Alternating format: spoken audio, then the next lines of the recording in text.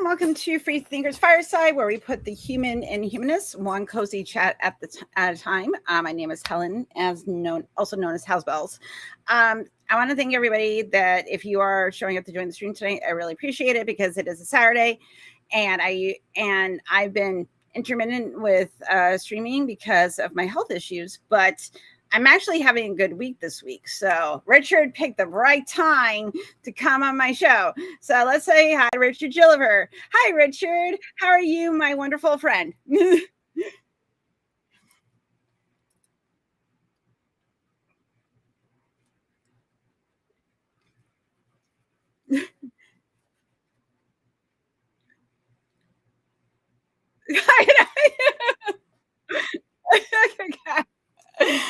Well, we haven't. The thing is, though, it's been a little bit because we used to talk like semi-regular, but then like life, and I'm just really happy because it'll be a chance for us to get silly, bitch about shit, and catch up. So, yay! So, because it's been a minute. Because like when I asked you what you would talk about, and then you said to me like whatever, and I'm like, listen, I'm too ADHD to make certain choices right now. So I'm going to say, we're just going to talk. Let's hang out. Yeah. You're fine. And I'm having a good hair day. So. So am I. I know. You've lost a little more. Yeah, it keeps going. It keeps trying to get away. Todd, he started losing his hair in his late 20s, and finally he his ex-girlfriend was fucking cunt, because they were going to go out because he was like, okay, I'm going to shave it. He was already feeling self-conscious about being bald, but she was like, no, just let it go. And then they were going to go out, and he started feeling self-conscious, so he started wearing a hat. And then after a while, he was like, fuck it. And then his girlfriend was like, hey, aren't you gonna put your hat on? And I'm like, that's awful. so that's why she's a cunt. So because I don't like anyone insulting my man. But then after a while, he just started to shave it and just accept that he was going to be bald, because if he was good, because he's lost it all on the top, so he just has that lawyer, what I call lawyer bald on the side. So I'm like, brilliant. Man. I did remind people you were on, so it will take motherfuckers. I'm probably oh, Helen's streaming. I just sent out reminders. They will show up because they're little gremlins. I am aware that it's a Saturday afternoon as well. Yeah, it is. It's a Saturday, but I also told people, I was like, listen, I'm if you're probably done your project around 6, we'll probably still be here. So I like that. I really like that sweater on you. It's a really good color on you. That's one of my favorite colors. It's funny because you look handsome. Thank you. I've just changed it because I had another one on before the show, which was a bit dirty. I'd spilt some kind of dinner. Oh, thank you. Okay, thank you for dressing up. And I changed it. And it's literally. My daughter said to me, "It's literally the same sweater, Dad." It's exactly. I've got 3. I'm just when you watch films and they've got the wardrobe just full of the same garment. Yep. It's like that. Todd is black t-shirts. Some of them with the sleeves cut off, but black. And it's usually I'm usually buying. I did get him a it's a face hugger this year, but it's in a pentagram. It's in an upside down pentagram. It says the perfect organism, and it looks like the devil, and it's a face hugger. So it's the best. That's the type of shit I buy them. When I was really, really young, I think I might have been. I was around 15, 16, 17, some age like that. And I'm drinking wine, AJ. What are you drinking, Richard? So am I. I'm also drinking wine. See, I'm drinking a Cabernet. I'm drinking a Bordeaux. Ooh, that's a man after my own heart. I love a Bordeaux, but I don't have any. When I was about 15, I think it was around 15 or 16, and I was really into Motley Crue, and I just started. Oh no! Yeah. Unfortunately, we're from the same generations. and I just started. I got girls in my head. What is my life? Go ahead. I just started one of my first bands, and we had this guy who I don't even think he could play the drums, but he wanted to play the drums for us. And it was a little older. I think he was like 21 or something. And he was trying to impress us because he wanted to join the band. And he had a pentagram tattooed on his arm to try and impress you. Look, I've got a tattoo. Okay. Your band now because I've got a tattoo. But he'd gone to have an upside down pentagram and he'd had it the wrong way. He'd had it the right way up, and it was like so he did like a pagan like the pagan pentagram instead of like the inverted one. I love that. Yeah, and it kind of come along and said, I've had an upside down pentagram, and we're like, looked at his arm, we're like, dude, that's just like a regular pentagram. That's not upside down. and so that didn't go real very well. Like that's even funnier because like he was like, oh, if he had done it the right way, it's like, oh, I am I don't know, rebellious but conformist. Yeah. But the fact that it was right way up and he didn't understand anything about it makes it even better. Like it makes it so much better because it's like, motherfucker, you don't even know what you got on your fucking arm, man. I love it. Yeah, that's great. I love it when people are dumber about the boxes of rocks sometimes. Oh man, rock and roll stories. Let's leave them where they are. Todd's got some too from when he played punk music in the in DC and the anti-fascist skinhead movement in the 80s, and he's got stories of shenanigans, and like even when like the couple of friends that he jams with, like they just have this vibe because they're metal guys, and if you know metal guys, there's a vibe like when they get together and everything. And as soon as they start talking, I am out because you're talking shop. I don't understand shop. I don't understand anything about musical instruments, band. I know I like things, and I'm impressed with talent. But like I like several times I've asked him, what's a pickup? Like I keep asking him these questions because I can't like process it in my brain, like what a pickup is, even though he showed me and tells me, but my brain just like like I'm like, I know it's a thing, but I don't understand how the thing works. So it's one of those. Sorry, the gummies kicking in too, so it's gonna be a really good time. I remember I thought Richard's here were partying, man. Like, fuck off. We'd had a friend of mine's band. I'm not going to name the band. They are a known band. They're not huge, but they are a known band. So I'm not going to name. Okay. A friend of mine's in that band, and they came over. They're San Francisco based, and they came over to the UK, and we went over to a city in the UK, and we booked a hotel. Mm-hmm. And we bought the night bar out of stock and took it back up to our rooms. This floor, I think this hotel had like 4 floors in it, and we'd taken over the entire second floor. There were naked people running around the halls and lots of fun going. It's allegedly haunted, this hotel, and some guys were doing a seance in this haunted room, and then there's like these rock people just fell through the door because we were listening on the door and just kept. I love chaos goblins with unlimited resources in a hotel with bad ideas. Yeah, I love it. Honestly, I love it. That sounds like a good time now. The night watchman came up and he said, what's happening here, guys? You're making a lot of noise. All this stuff's going on. There was naked girls running past him in the hall, and he's like, there's lots of stuff going on here. You're making a lot of noise. And we're like, yeah, dude, we're just having fun. And they're like, okay. And he just turned around and walked back. I think it got to the point where we thought, I'm just not dealing with this. To be fair, and there's a couple naked girls running by him. Like he's like, if I say no, I won't see the naked girls anymore. So you make a calculated plan. Like, is anyone getting hurt? Nope. Okay, move on.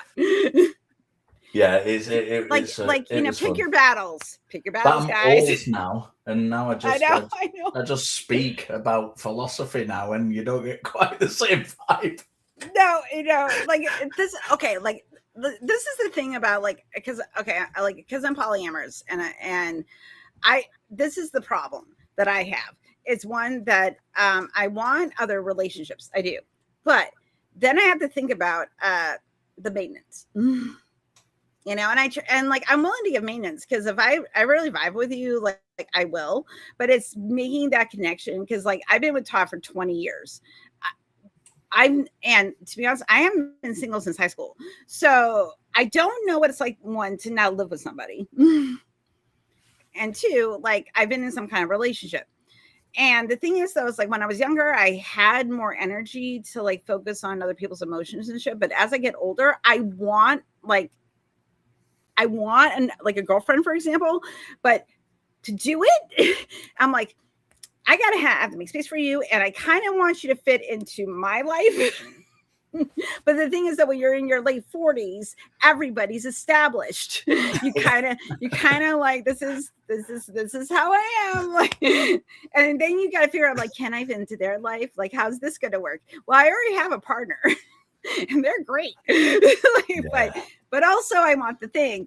So it gets confusing when you're in this like space of like, I want to pretend I'm 28, but I'm 48 and my back hurts. Like, Yeah. Like, that's the vibe. It is like I'm old enough that my back hurts and I want naps, but I'm young enough that I still want to have a good time. It is a weird place to be. It is a very, you've got that compounding thing. But the good time is talking philosophy.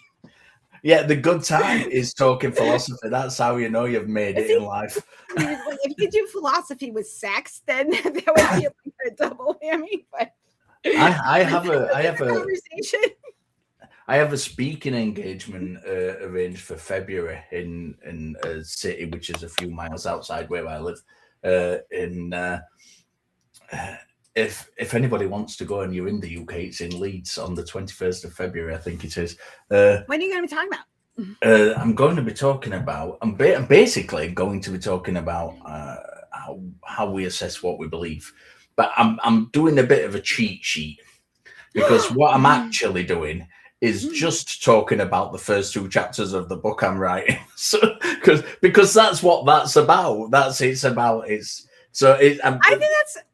I think that's a really, really good idea, because I bet when you give the speech, you'll come up with new ideas of like perspectives, because you have some people reacting to things, and that will make you expand on other thoughts that you could put into the book. Yeah, absolutely. So I think that's a really good idea. Yeah, and we've actually planned on purpose. I've been talking to the organizers, and and this was organized out. This was some guy I didn't know just reached out and connected with me and said, "Are you free to come and speak for the group that we have? We have a group who meets up. Are you free to come and speak for us?" And we've already planned in a questions and answers session as well, so that if anybody, because I'm talking about pretty complex stuff, we're going to be talking about philosophy in general. We're going to be talking about reality, the universe and reality, and how we know that's reality. And we're going to be talking about my absolute favorite thing in the whole world to talk about, which AJ will tell you, is consciousness, and how we get this species specific consciousness, Richard. human unwell. Richard. Yes, Helen. What? Oh my God, because because you know how I was talking before, like how I kind of want to do this study on my own about like social psychology and neurodiversity, trauma, and parasocial relationships and things, right? Okay, so but then you said consciousness, and then I was like, oh, and then my brain started doing, because I'm high, started doing rabbit holes, and then I was like, oh my God, I'm like, nope, Richard, I need to focus, because it's like every time you try to like peel back into, Lil's here, hi honey, hi sweetheart, and AJ's here. I have such wonderful, it would be a fascinating topic, because like this is the type of this is the thing about living in the United States. If I want to go back to school. I just can't afford to go back to school. But then I remember that I have tons of resources that I can just pull because of these parasocial relationships and actual very close friendships that have formed. I'm like, I can get a bunch of fucking motherfuckers together, and like maybe we could create something, because they're all skeptic. So many of us are like very well educated, even if we don't have degrees. Where like I don't have a master's in psych, but I know a lot about trauma.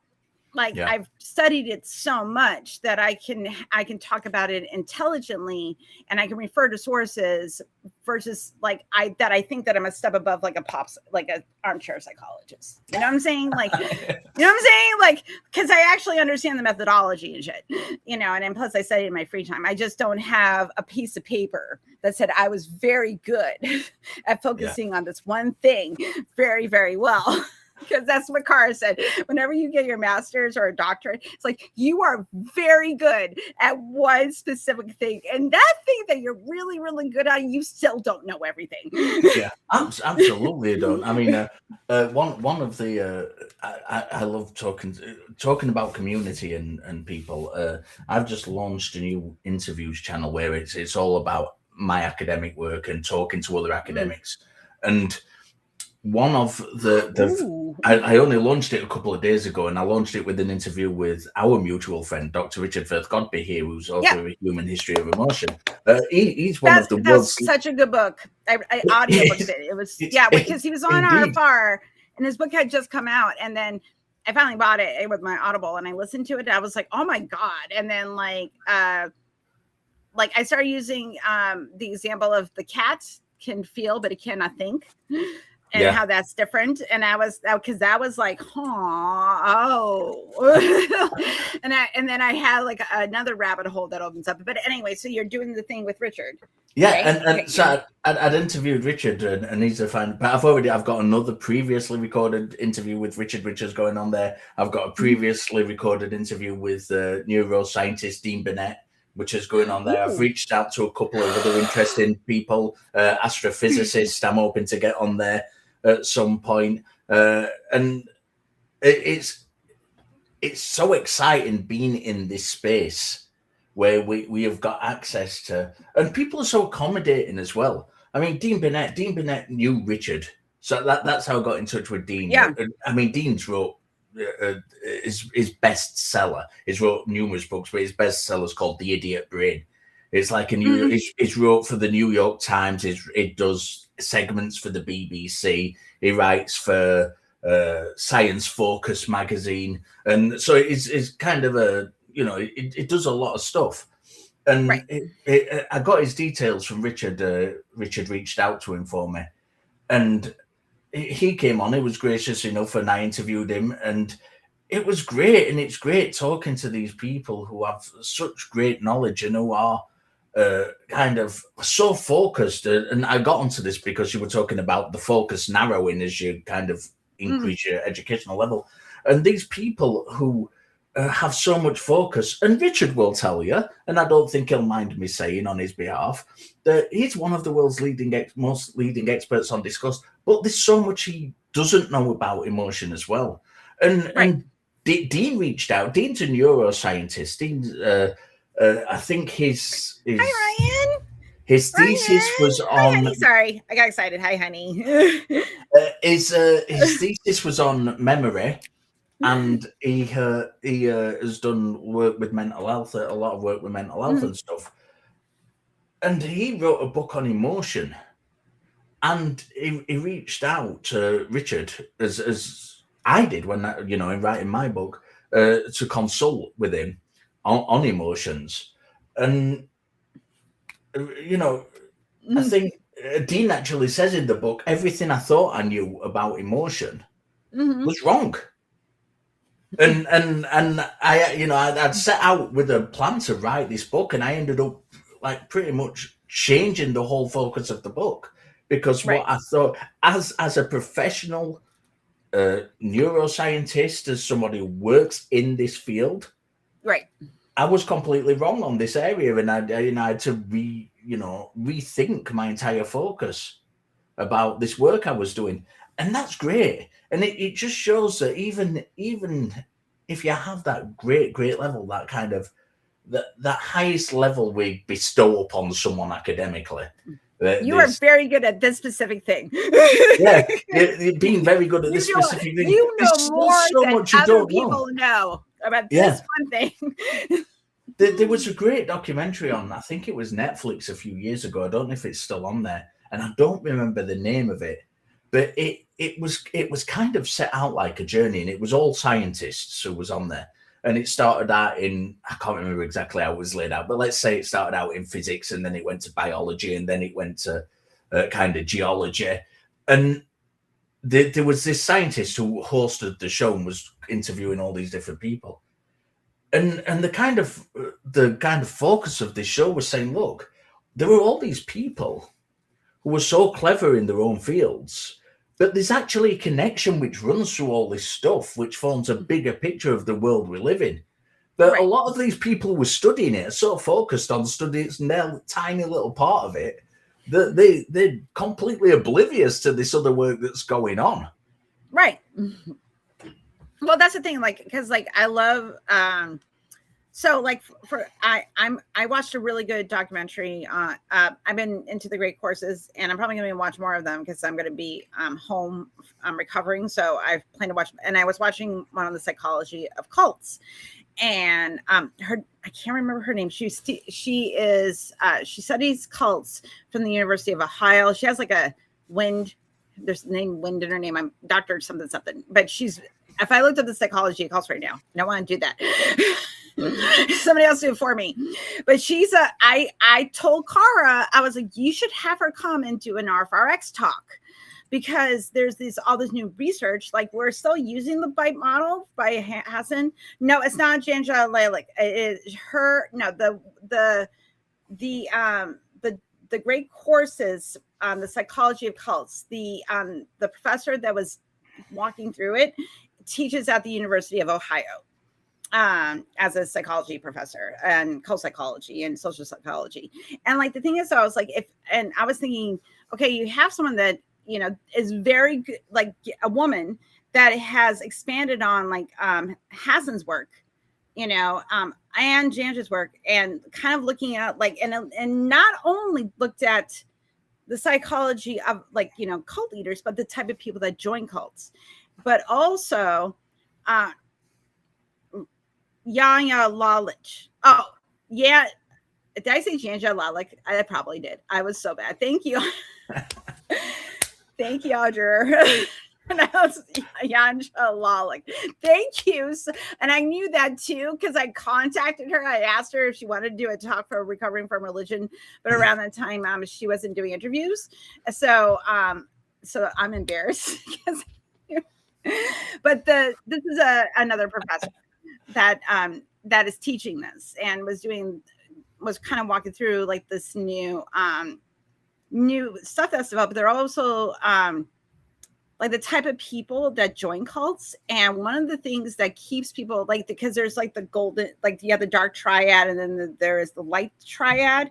And the thing is, though, most people that the type of people that don't join cults versus people that do, because most people are good and they're altruistic and they want to help others, but they're usually going through a life transition. There's not some stability and that kind of thing. Versus people that have those things going on, but they have a rich inner life and a very good social support network. If they have those things, and like they have a strong sense of individualism. So you have the same type of people, but because, you know, we carry these certain people carry these traits, they tend not to join cults. But that doesn't mean that in the future they wouldn't. It's just their psychology, you know, at the time, if they are approached, they have a resiliency against bullshit. So yeah, it's great. I mean, cults is not something I've done a lot of work on. I did an episode on a few years ago on Skeptic Takeout on cults, and I really had to research that a lot from scratch, because it was something I was coming into and didn't really know much about. Right. So it's stuff like that fascinates me. We were talking before the show about this space, this community space we have, this atheist space, and it's great. I've learned so much from being in this space. And when I'm hosting shows, one of the greatest things for me hosting calling shows is when I'm working with someone and somebody calls in and they're asking for advice about leaving religion, and the person I'm hosting with has been through the process himself, and I get to sit back and just listen to these, these great the advice they're giving and their stories, the stories of the two people on there, and I learn so much from that. And it's great to be able to take that time to sit back, and I get this a lot in this community where I learned so many different things that I didn't know before. Just from listening, just from stopping and listening and learning so much, and it's fantastic. Well, it's funny because I was thinking the other day, because I have like a pool of bullshit that I can pull up at random times that somebody said, and I'm making, but like a lot of the times I don't know, like, because your subconscious is picking up a bunch of stimuli and information and stuff, and you're over here like I got to focus on what's in front of me. That's where I got to be, and I'm processing all this other shit. And then later on, I'll be having conversation with someone, and I'll be like, oh, blah blah blah blah blah, and I'm like, where the fuck did I learn that? And I'm like, oh, because so and so said it, 3 weeks ago about like a certain thing, like, did you know anglerfish have bioluminescence? How did I learn that? So and so said it 3 weeks ago, blah blah blah blah blah. But I didn't consciously register it at the time. Yeah, like, because your brain is just picking stuff up, and if it's connected to emotions, which is really funny, is that it's more likely that neuron gets connected. Yeah, your emotional state at the time. Yeah, that's another thing that's in this community. It's funny when you're talking to I'm going to beat on my own side a little bit here. When we get atheists who say that they're completely rational and they don't believe things through emotion, and they don't make decisions emotionally. It's a completely rational process, and that's absolute bullshit. It's just not the case. We all use emotions in things. And it's learning how to work with those emotions that's important. You can tell I've just been talking to Richard. It's learning how to work with those emotions. Everything is choice. It's like I would say your emotions are valid. Yeah. But what are you going to do with your emotion? Yeah, it is, and it's really important to acknowledge that. I think because I think a lot of the time I think we have a tendency, and I've done it before. And sometimes I've caught myself doing it, and I've stopped myself when I've been in the midst of doing it, where we're talking to people and they have a completely dog shit crazy belief in something, and regardless of what that is, and it's very hard sometimes not to say, well, that's just complete bullshit, and it is complete bullshit, but you're coming to it completely rationally, and it's not valid to hold that position. And sometimes it is valid to hold the position. There's a difference, and I think this isn't touched on enough in these spaces. There's a complete difference between having evidence for the belief of something being true. So let's say God's existence, because it's the easiest one. There isn't any evidence for the existence of God. Right. But there is evidence that informs people and makes them believe that there is God. Mm-hmm. Because somebody having an experience, somebody may be in hospital let me give you an actual example so I'm not just rabbiting on. Somebody being in hospital who is a devout person and they're surrounded by devout people, and those people are praying for them and they recover. Mm-hmm. For them, that is evidence which informs their belief. Right. It doesn't mean the object of that belief or the subject of that belief is true, but it is evidence that informs the belief. And I think we don't make this distinction enough when we're talking to people. That is valid.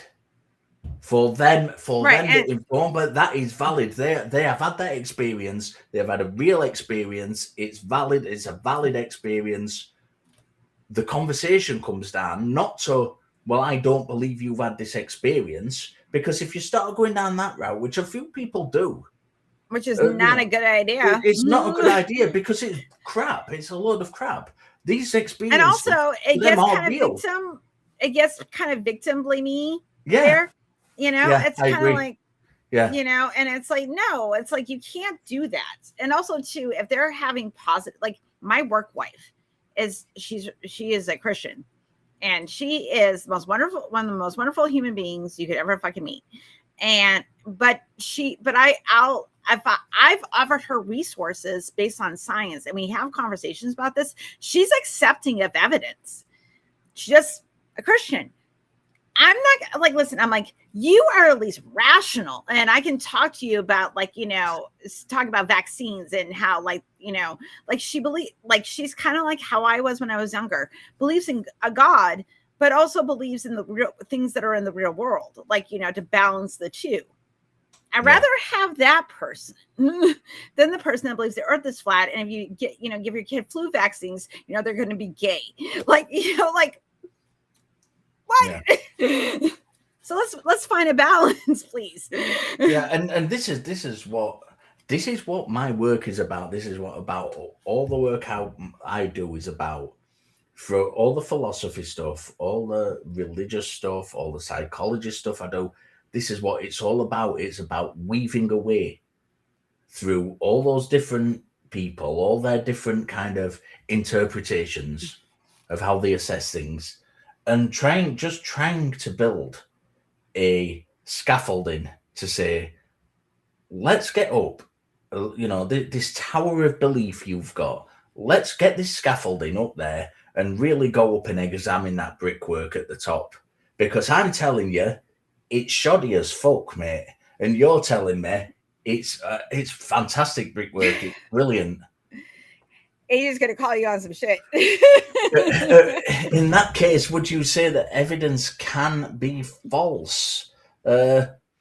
No, I'm not saying that. All right, because hold on. I'm gonna go. You respond to AJ. I can hear you. I'm gonna get some wine, so you respond. I'm trying to make a distinction between different kinds of evidence and not conflating them, because I think too often we conflate them, and I think that's a mistake to do that.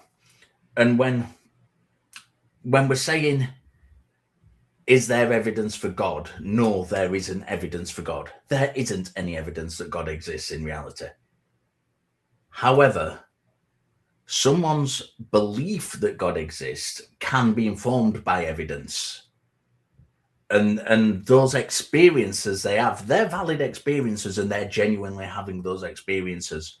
And they're informed. There are evidences for those experiences. So we can analyze you know, why somebody believes that God exists based on recovering from an illness through prayer. We can see that is why they believe that, and that is evidence for that belief. What I'm saying is we shouldn't conflate those two things. We shouldn't conflate the evidence for their belief with the evidence that God exists, because they're two different things. Does that make any sense? Give me a shout out in the comments so I can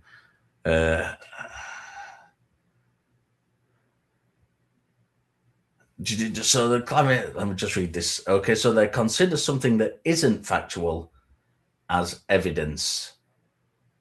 Yeah, it's evidence that informs a belief, but it's not evidence of the belief. It's not evidence of the subject of that belief. So it's not evidence that God exists, but it's evidence that informs their belief that God exists. Yeah, no worries, AJ. Thank you for clarifying. And I'm glad I made sense, because sometimes I don't. You know what I'm like when I get talking. So yeah, I think these two things are really important to kind of to make this distinction. Sometimes it's important, and it's always important to kind of, when you're having a conversation with someone, to accept their experience as genuine. And sometimes they're not.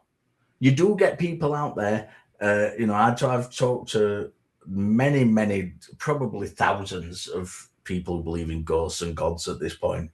And there are people who outright lie and who make things up to try and bolster their position. And those people are out there.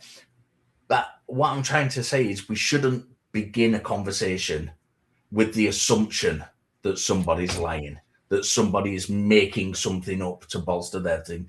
We should start from the position of, I'm going to listen to you in good faith, and I'm going to accept that what you're telling me is an honest account of your experience. And I think that's where we should come from. And it does get them to shift. You can, because if you say like, okay, like I accept that, you prayed and then your daughter, was, cured of her cancer or whatever, like you had a bunch of prayer circles and you think it was like, I believe 120% you had that experience. Yeah, right, absolutely. But did the prayer really heal your daughter? That's the question I'm asking. Yeah. I'm not saying that the experience wasn't meaningful. I'm not saying that it and I'm not saying I don't know if prayer works that way. I go, the science says it doesn't, but what the fuck do I know?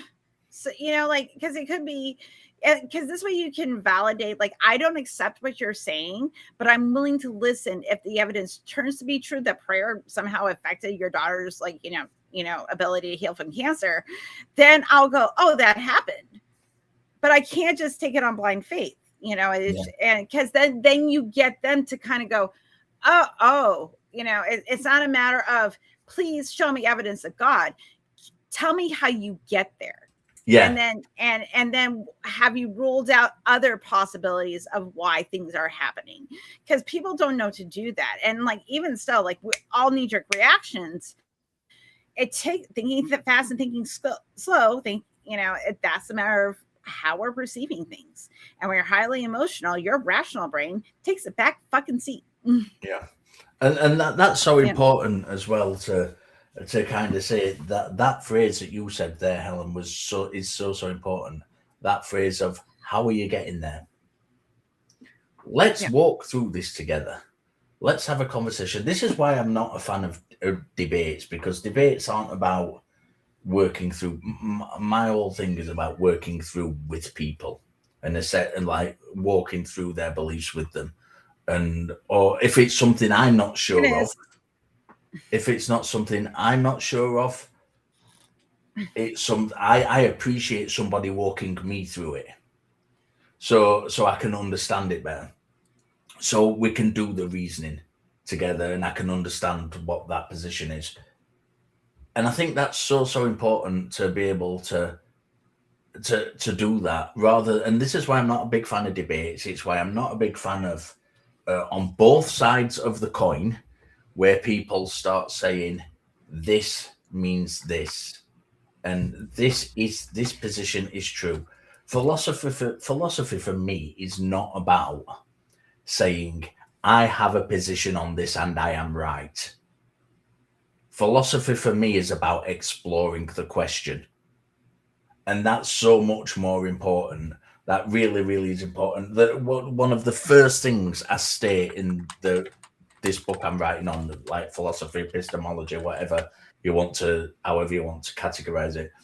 One of the first things I say in it is, this isn't about telling you that what I'm going to suggest in this book is the only way for assessing truth.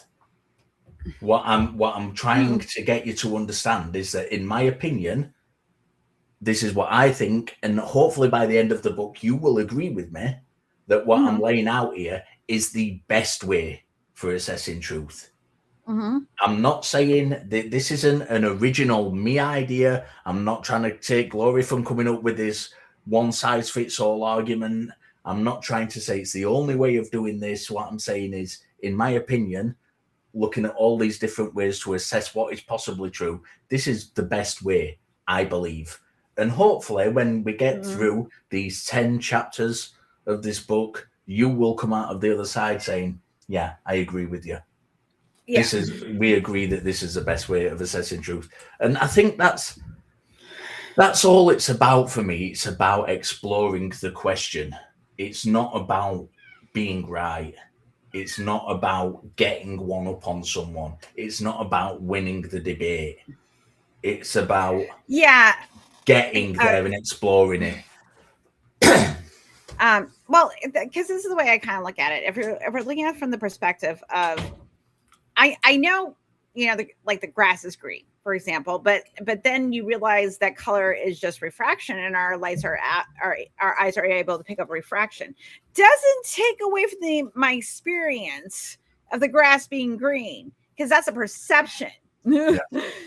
Because my eye is able to see it. So and then you tell me that no, the grass is not green, I'll be like, listen, okay, are we gonna go be all like fucking pedantic about it, or are we just gonna go, the grass is green?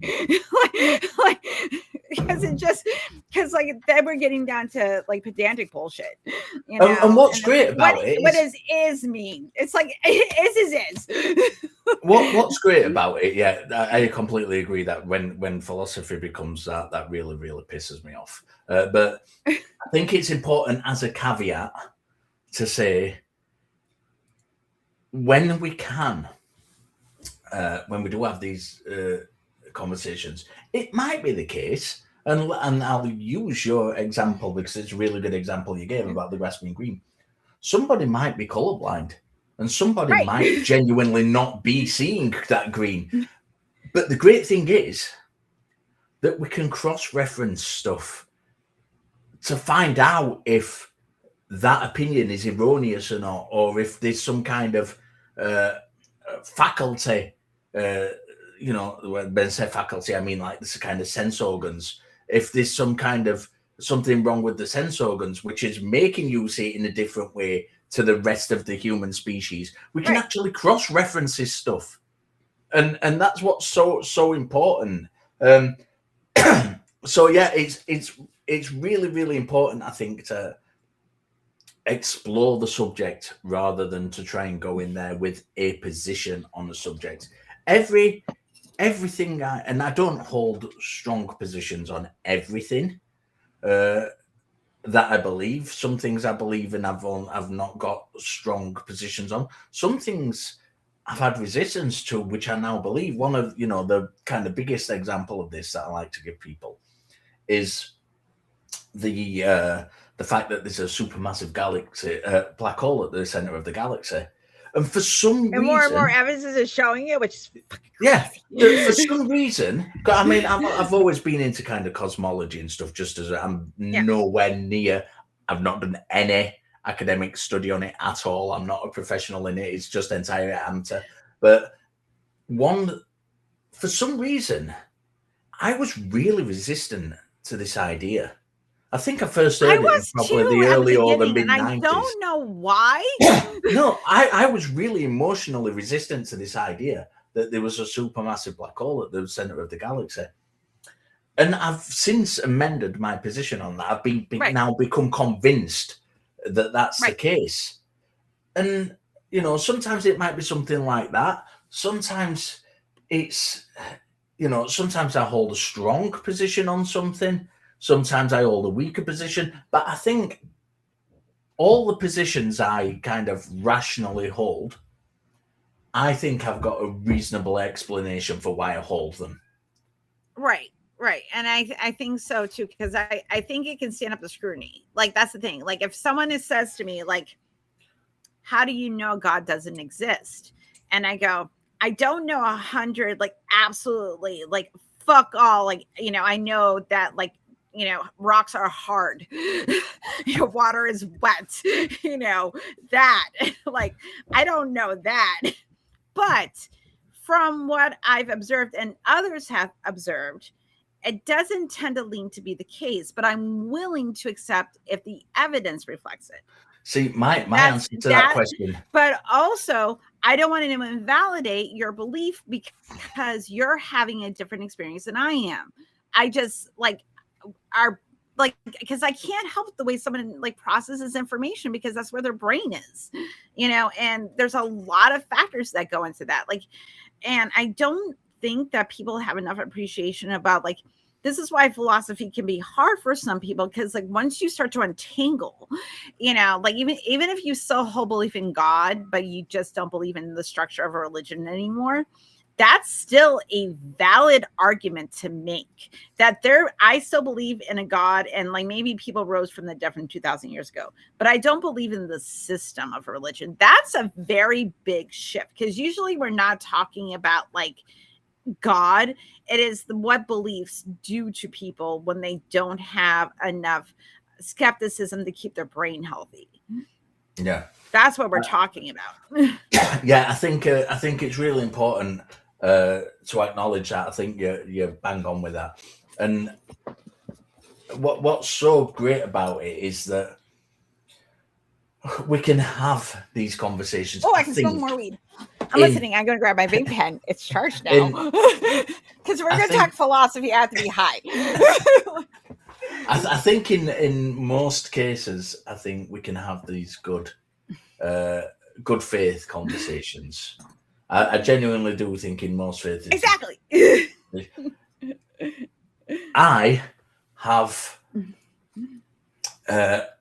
difficulty with some people. Usually it comes out on the call shows, and I think the frustration comes out more on the call shows, just simply because of the amount of time you've got to have a conversation. Even with TikTok, you've got as long as you want.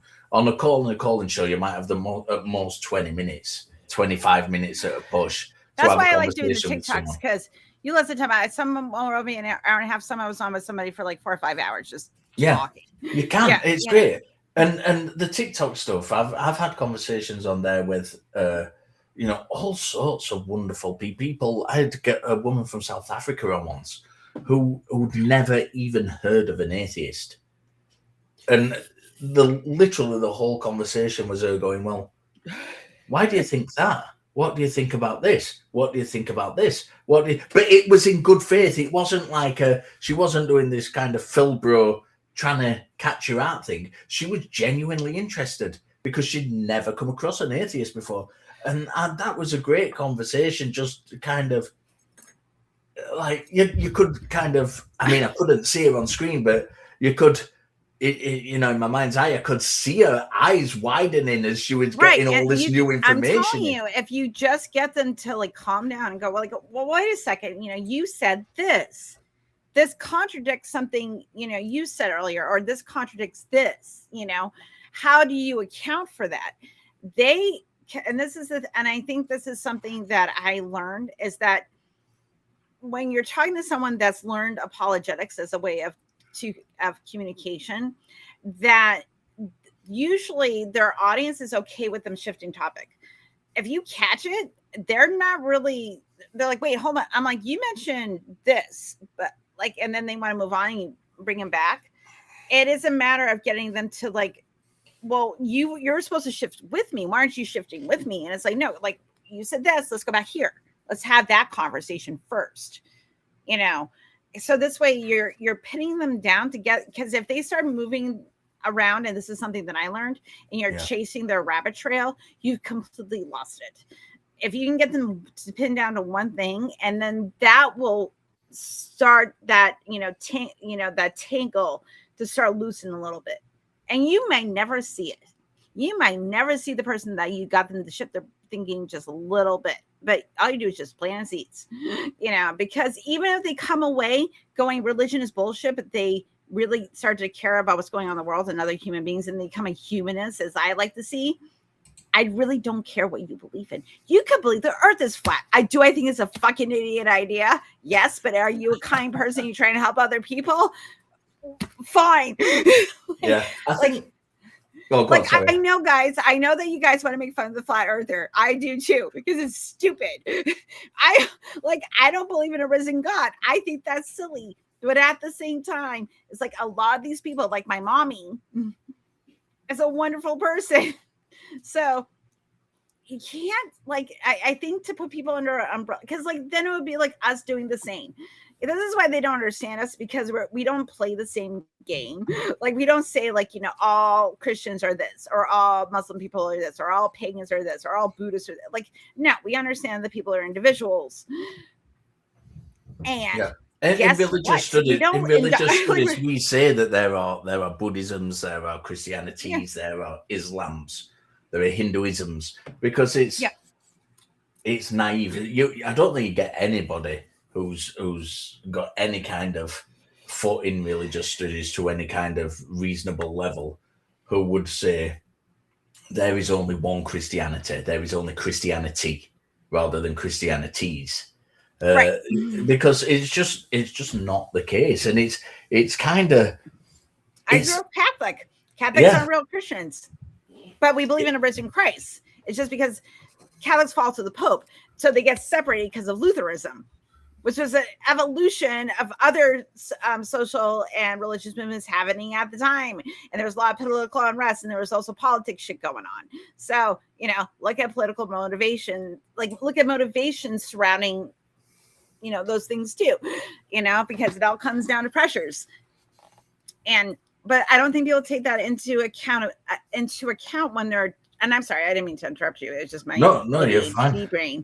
You're sure you're in charge. You can interrupt as much as you want. No, because you were going to say a thought, and then my brain did the ADHD thing, and I was like, oh my God, you're making me think of this, and I'm high.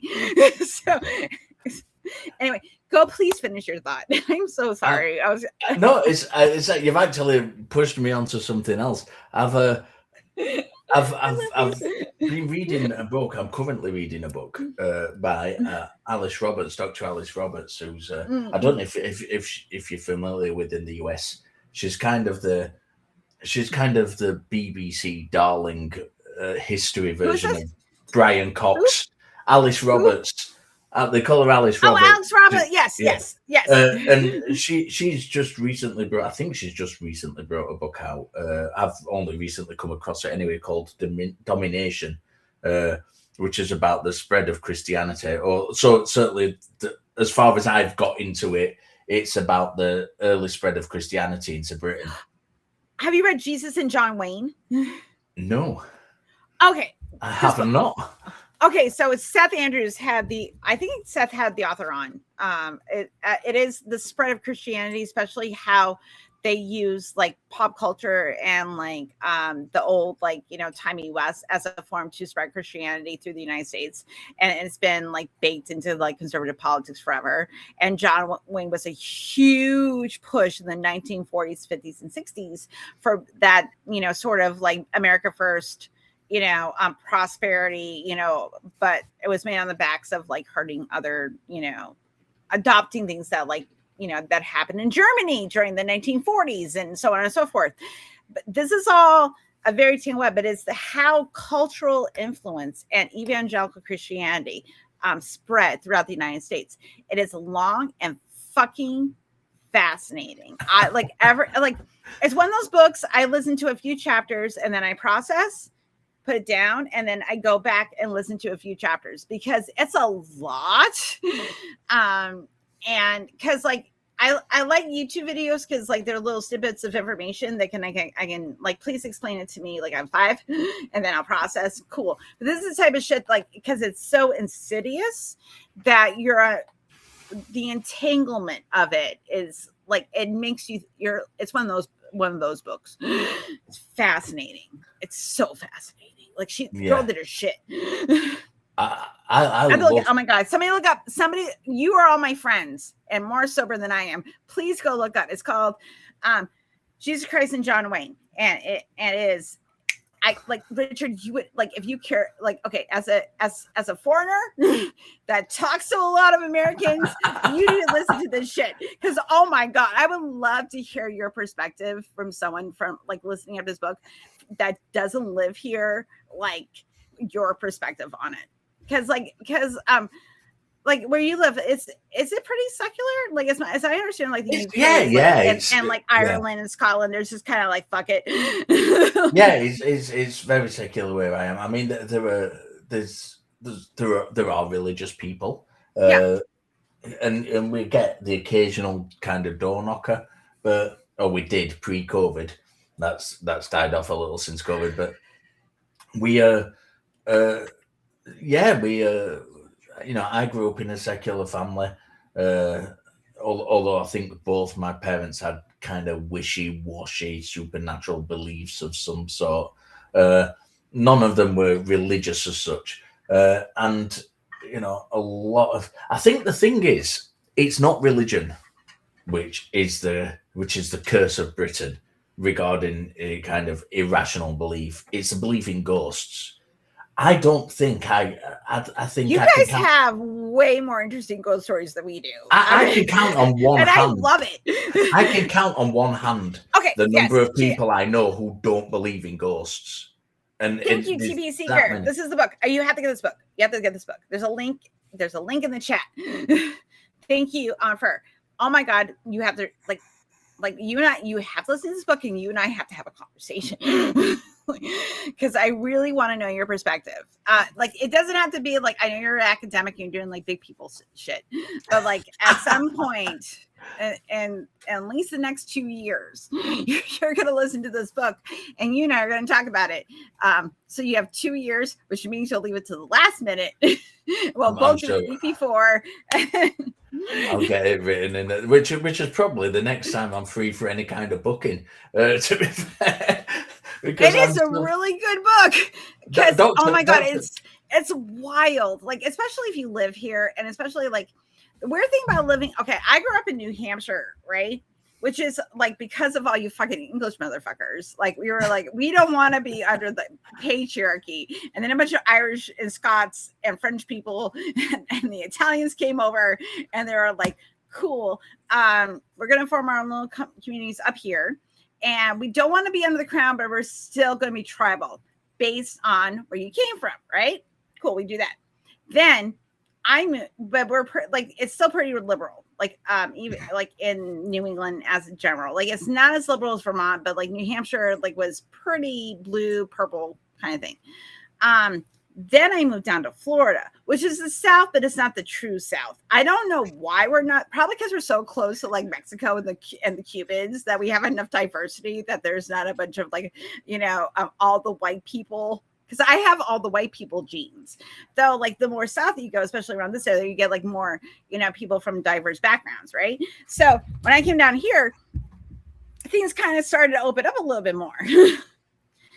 I didn't realize how much Christianity has soaked that I didn't even like. I kind of knew it, but because I kind of grew up in this like liberal religious space, that's why I find like evangelicalism and like Baptism, Methodism so fucking fascinating, because it's.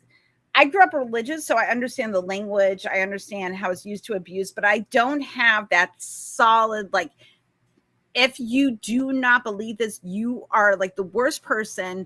God is going to shun you. Like the shame shit that comes with that. It's a very different experience. And also people that grew up in those structures, like their experiences are not all the same, and how the relationship with their faith. And when you start at the beginning and turning it back to what we were talking about before, I'm going to insult the other guys, watch me do it. Bring it back to we're talking about those simple questions. How did you get there? It starts with that. Yeah, it definitely does, and it's so fascinating. I think when you get these, because we're talking largely about these honest conversations.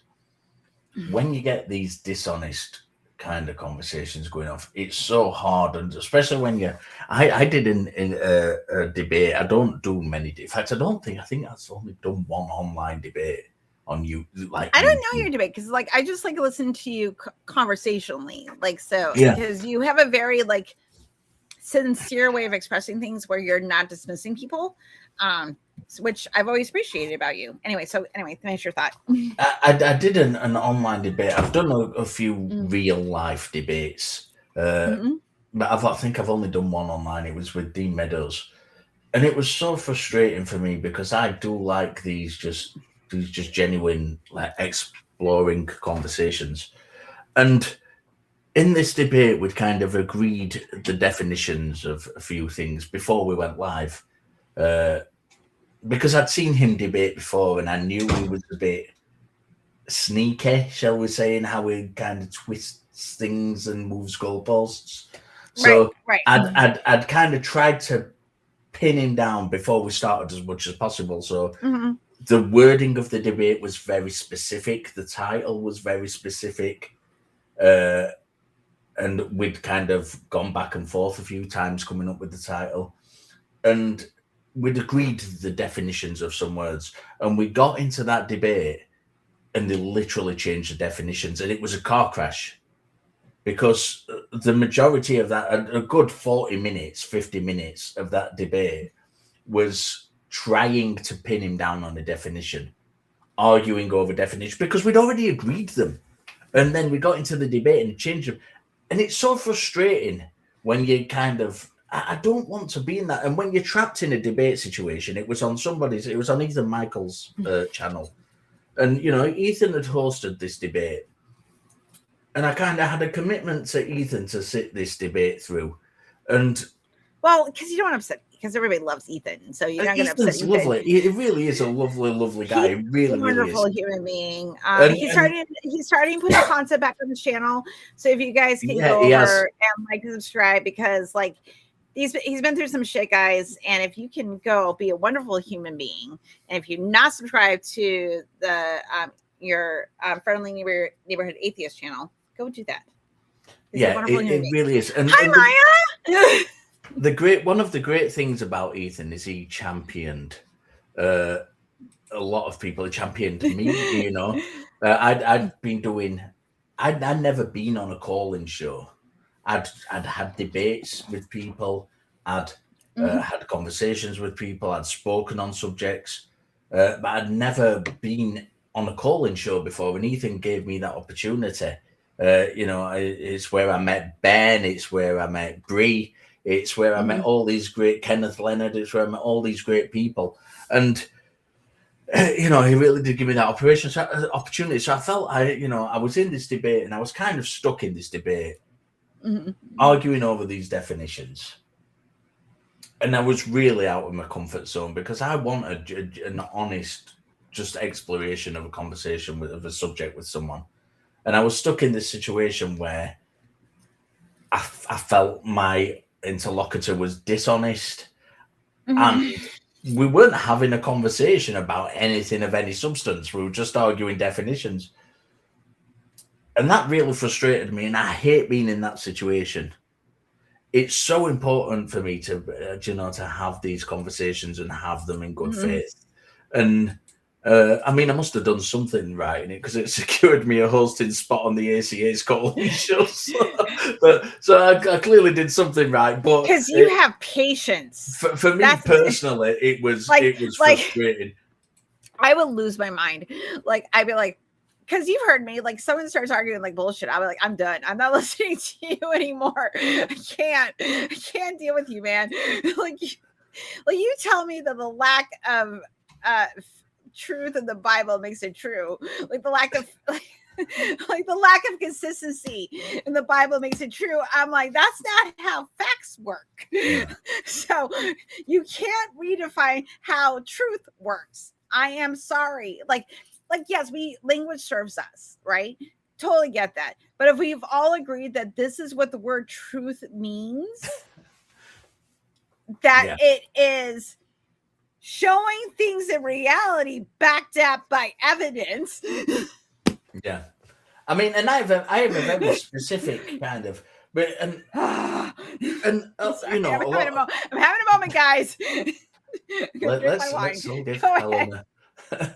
all give Helena a big to help her realign her chakras. No, thank you. I'm gonna have some sacred sage to realign my chakras. I think I have a specific kind of thing when it comes to evidence. I feel so much better. Specifically about whether something exists, because we've got to acknowledge that I think that there are different forms of evidence, and theists are really good at conflating this. they like to try and use kind of courtroom evidence for the existence of God. But the existence of God isn't decided on the raising of the possibility of God's existence. The existence of, I think when we're looking at something, does this thing exist? The definition of evidence is quite a specific thing, and does it demonstrate that that thing exists? And it's not about raising the probability of something. You're not trying to find God guilty of existing. Yeah, Anja, absolutely. A big shout out to Ethan. He's his channel. Well, and that's the thing. I like. It is. I think it's hard, especially in these spaces too, because like we want to be honest, and but also at the same time, like we're just people. But you realize that you're in the position. It's like, okay, I'm like, I actually have to show that I have like skepticism and rationality on my side. And this motherfucker over here is arguing with me over definitions. We were supposed to have this conversation. And now I'm over here. And I was not expecting this part where we were supposed to go. And if you get impatient, if you get short, if you get a little, like if your voice raises because you're a person, you automatically are irrational. And it's so frustrating because like anger, frustration, annoyance, those are emotions. Yes, I can be a rational person and still have emotions and acknowledge that my rational brain sometimes shuts off because I'm pissed or whatever, aroused or, you know, or happy or sad or whatever. It's just like, yeah. But I'm like, that's a good thing. Because if you're just sitting there, like, and you should be allowed that because it's like, hey, we agreed to this. Now you're shifting over here. Like, and now we're doing the pedantic bullshit, which drives me insane. Yeah. It's the thing is there's really I mean words do have specific meanings, and especially in philosophy. My current philosophy professor is her whole thing is definitions of words. That's literally what she is. So I'm not by any means kind of trying. I think you would you argue against this statement from your work in academia? No, I don't think they do academically. No, I think social media Christians and people who fancy themselves as academics, Christians who fancy themselves as academics, or actually apologists. Answers in Genesis, like the answers in Genesis kind of people. Yeah, there's a line. There's a line between, an academic can be an apologist. A scholar can be an apologist, but not all apologists are scholars. And I think that's very important to notice. There's a scholar called Timothy Luke Johnson, who's a Christian scholar. And I don't agree with him. And he doesn't agree with the majority of scholars on a lot of subjects. He's got a very niche view on things. But the thing I like about him, and I always use him as an example to kind of mark him, to kind of differentiate between a scholar and an apologist, is that despite having a minority view in academia, when he's teaching, he will say, my view is this, but this is not the consensus opinion. And he will then go on, when he's teaching, he will then go on to teach the consensus opinion. He will acknowledge that he doesn't hold that view, which is fair enough, but he is honest enough to go on and teach that opinion. When you get an apologist, they don't do that. You will notice with apologists that what apologists do is they will state their opinion, which might be a minority view, as if it is fact. Right. and this is what frustrates me. I think academically, you get, I think academically Christians are, I think most of the scholars are honest. The good scholars, they just hold irrational beliefs. I've got 2 undergraduate books about the New Testament. One's by a guy called John Drain, and one is by Bart Ehrman. Mm-hmm. They both cover roughly the same kind of subjects. Right. John Drain is a Christian, Bart Ehrman is not. He doesn't believe God exists. And the stuff in there is pretty much identical, give or take. It's pretty much identical because they're both coming at it from the position of being good scholars. So what they're doing is they're discussing the evidence that they've got for the New Testament. They're discussing the different methodologies for how they find this out. Right. And even though they're coming from 2 different worldview positions, because they're employing good scholarship, the kind of end result is pretty, it's pretty aligned with each other. And I think that's that is one world I occupy. That kind of scholarship world is a world I occupy with a lot of the work I do personally. I think not Bible scholarship, because I'm not a Bible scholar, but I mean in general. You then have the kind of social media conversations.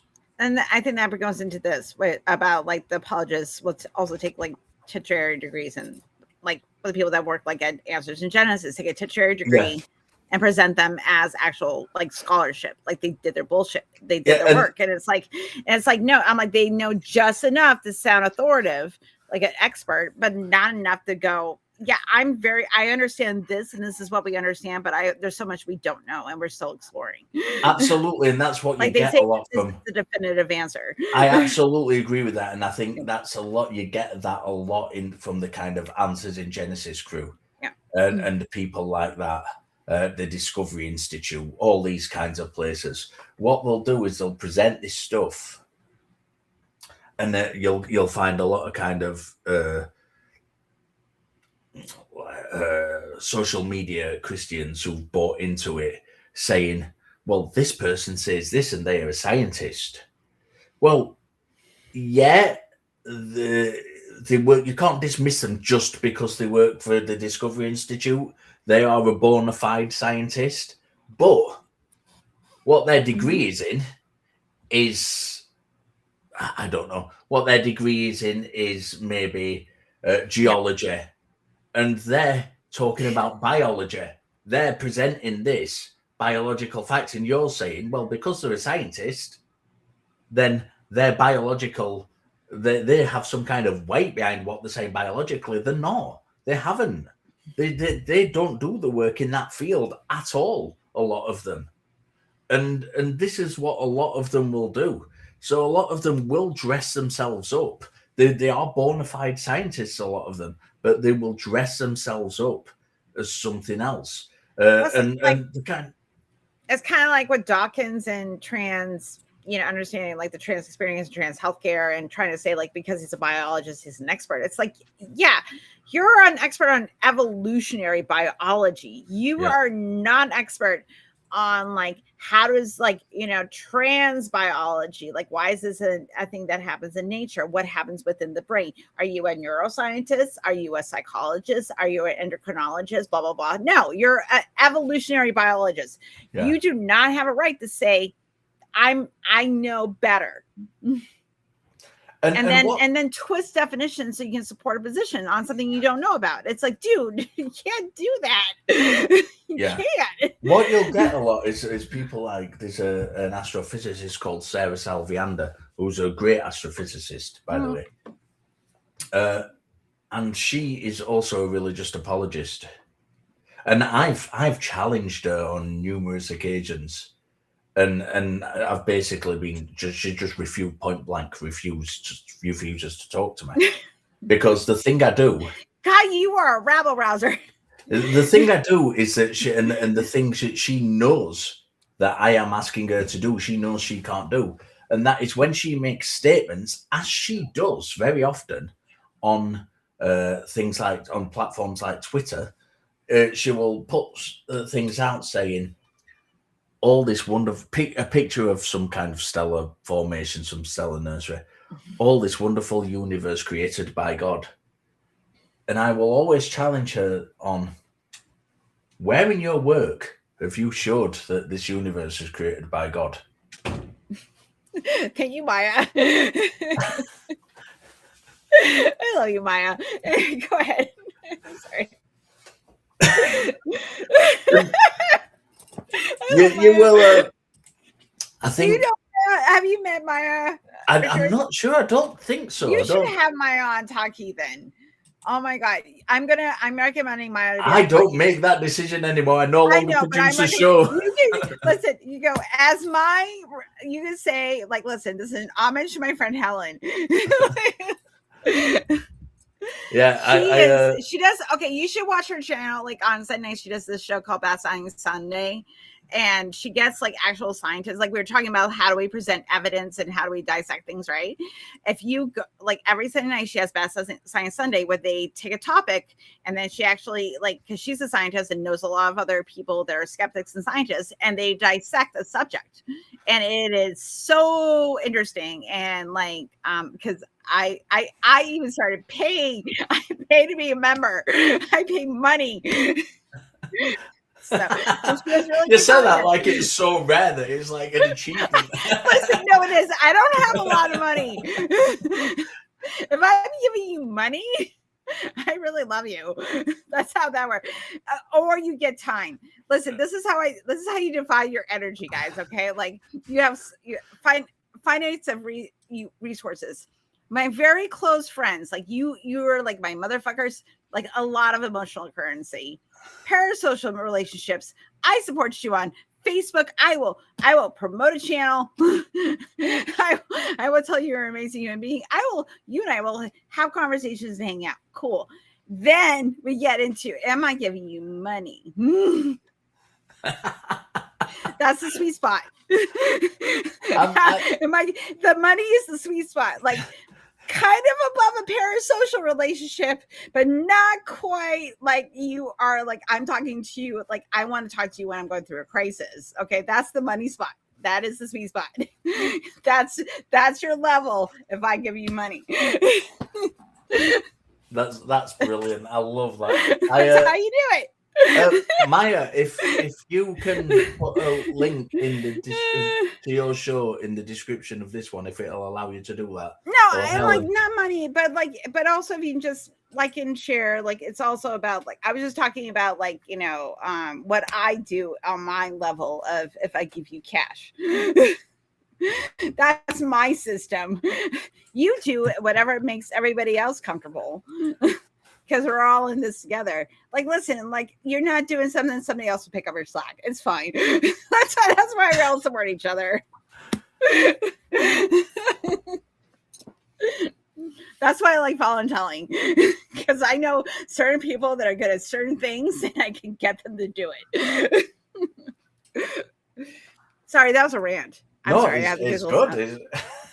That's what we're here for. I'm pretty sure we came on the show. We arranged tonight or today, in your case, to have fun and hang out. Yeah, we did.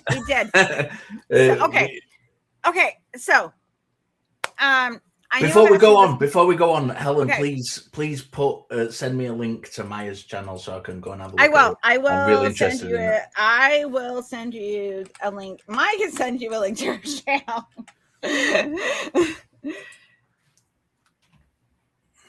Maya, show your shit. Do you want me to send it to you in like DMs, or do you? Yeah. Send it in Messenger so I don't lose it. I'll send it in DMs. Okay. All right. I'll do that. All right. Yeah. Sorry. Go on. You were going to continue, and I rudely interrupted with my dirty spectacles. Oh yeah. No, why I'm trying to like tell people about the dirty spectacles. That was a private joke, but now you're making it public. No, I turned up to the stream and I had very, very dirty spectacles. I had to spend a good I shame 2 him. minutes cleaning them before we actually got going. Well, AJ's message. AJ sent me Maya's channel. Thanks, AJ, for that. I appreciate that. I sent it to you too. So oh, brilliant. I'm just getting overwhelmed. Maya, I'm getting overwhelmed by your channel now. Like, seriously, like her content is because she's so smart, and like it's just like I always learn something. I always learn new shit because like I don't watch them when it's live because it's Sunday and usually I'm tired, but I listen at work and then I'm like, I didn't know that. So it's like I highly recommend. So yeah, absolutely. Oh, I'm all into the science stuff. You know that. So yeah, absolutely. That's the thing. Like, okay, like when it came to like social sciences, like history, like philosophy, psychology, sociology, like my brain automatically went like, I know what that is. When it came to like chemistry, biology, like physical sciences, like and also math, which science is a lot of math, guys. Like I understood statistics like intuitively, just because of how I understood psychology, like in my like it's like an intuitive knowledge. I don't know, it's a thing. But when it came to actually like hard science, I don't like soft and hard. It's just like it's a science. It's just like studying physical matter. It's that I had a hard time with. Like I was just like it's like it was almost not abstract enough for me to like understand. As or a different type of abstraction. Like it's so weird. Like I don't know what I'm saying. Is anyone who's ever heard me on a call-in show, if anybody's phoned up to call about evolution, will know I have no idea about biology. The closest I get I'm is like, please talk to Forrest. Please go talk to Forrest. Oh my god. Yeah, that is literally it. That's literally what I said. Medicine, like go talk to Ben. Go. Please do not. No. Yeah, you've got. I can hold my own with kind of basic cosmology and neuroscience because that. I mean, the thing is with neuroscience. I mean, my shtick is psychology, and I think people have this idea of psychology, and I think I raised this in the chat on Talk Heathen on Sundays. People were talking about psychology being some kind of weird new age thing. And I think people don't understand now that in this day and age, psychology is much more attuned to neuroscience. I was talking to Dean Burnett about this when I interviewed him about his book, Emotional Ignorance, because he does a lot of work in psychology. He's a neuroscientist, but he does work in psychology as well. And, I asked him what the kind of, how much does neuroscience inform psychology? And then he said, look, in this day and age, psychology isn't just a case of how do you feel anymore as it was in the old days. It's moved on.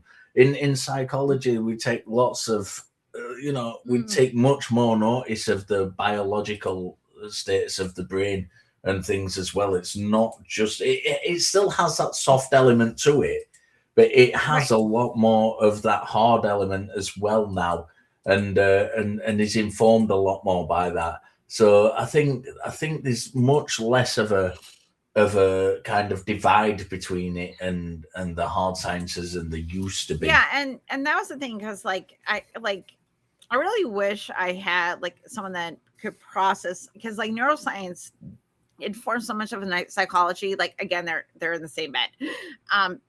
It has to be because all your thoughts, emotions, all here. Yeah. Pain is perceived here. And that's the thing about like the mind body problem. Like I don't see myself separate from my body. My body is a part of a system. The way that I process the information is through the way that I have higher intelligence centers that understands language. Yeah. It's part of the same system. It is not a separate system, because people want to say like the mind and the body are separate. I know they're part, because the only way that I can process any is through sensation, information coming in. How do I process it? whether it be like I stubbed my toe, I had an orgasm, I told someone to fuck off, like it is a process of what's going on within the brain, and the body will express it. That's what happens. And people want to say like, no, the mind's separate. I'm like, no, it's not, because it's a process of the brain. And I'm like, they are not separate. They're they are intertwined. You cannot separate them. And it pisses me off when people want to say they're two separate things. Because I'm like, no, they're not. Because show me consciousness exists outside the brain. Show it to me now. You can't. So fuck off. It's a process of. So mad. I'm not going to get into it. As although it pains me. If anybody else has mind-body problems, I'm sorry, but it pisses me off to no end. As someone that loves philosophy and loves psychology, though the philosophy I love tends to be very existential. Everything else, I don't care. I don't care about Kant. He's a racist. I don't care. Everything Kant had to say ends when I find out he's a racist. And I'm just like, I don't care what Kant had to say about like postmodernism and like what is true, blah, blah, blah. I do not care. I'm sorry. No, I agree with you. And I think, one of the hardest things for me doing an undergrad degree in philosophy is that you have to go through that process of kind of reading what the Western philosophers say and going through the history. And I find it so frustrating, and it's so dry and dull and boring. It really, really is. Yes, he is. Oh, it's boring. Yeah, I think the first line in the book I'm writing, literally the first line in the entire book, in the first chapter, is philosophy is boring, and but really fascinating. Like reading it, like this is why it's made for debate. Like if you read philosophy, it's just some dickwad, like he's verbally masturbating. But he put it into print. That's what he's doing. The whole point of philosophy is the conversation, because you're trying to bounce ideas off of each other. Like if I say to you, what is the definition of is, Richard? Yeah. And you say some gobbledygook shit, I'm gonna be like, that is not what is means. And then we can have so we have the defined definition. Once definitions are defined, then you're actually getting down to what we're trying to have a conversation about. Like if we're trying to talk about like postmodernism, let's talk about postmodernism through the feminist lens versus the American Western experience postmodernism versus people of the same age with someone that lives in a completely different country is masculine and living in postmodernism. Like that would be a conversation you and I could have about the exact same topic, but through the different experiences based on backgrounds, our countries, how we were raised, blah, blah, blah. Right. So we understand that perception isn't always reality. We understand what postmodernism is, but the experience of it is going to be different. Yeah. And we when we're talking about experience, and I don't want to kind of push this too much because I will talk about it forever, and I don't want it to overtake everything else we're just kind of chatting about. But I think when you're talking about consciousness and this idea of there's this thing, this paper, I think, I can't remember, it's a really famous, and I've completely forgotten the name of it. It's something like What's It Like to Be a Bat? And it's kind of used by people who want to kind of push this idea of this hard problem of consciousness, that physicalism can never describe consciousness. And I think it does the opposite. I genuinely think, and me and AJ have talked about this at length. I did a thing on AJ's show on Ways to Human. We talked about, it was about 2.5 hours we had the conversation about it. And, so go there if you want the full in-depth stuff. But the kind of overarching thing is that we have reality. There is reality that we all share, that I share, that you share, that a frog shares, that a bat shares, that a dog shares. We all live in the same reality. The Right. reality is the same. But we have this species specific bubble that in biology is called the umbelt. And that is that species specific way of perceiving that reality and interacting with that reality. I can't argue, AJ. Next time you guys have one, I want to be there. Let me know next time you guys have one, because I will trip out. Like, because it's one of those conversations that we keep having, because like it gets out of like, what's the meaning? But like the thing is though, is that like it kind of gets down to that, because like when we're talking about consciousness, that's all I can perceive. Like I could, like, I have stimuli. I'm like, fine, if we're gonna, reality is the matrix, guys.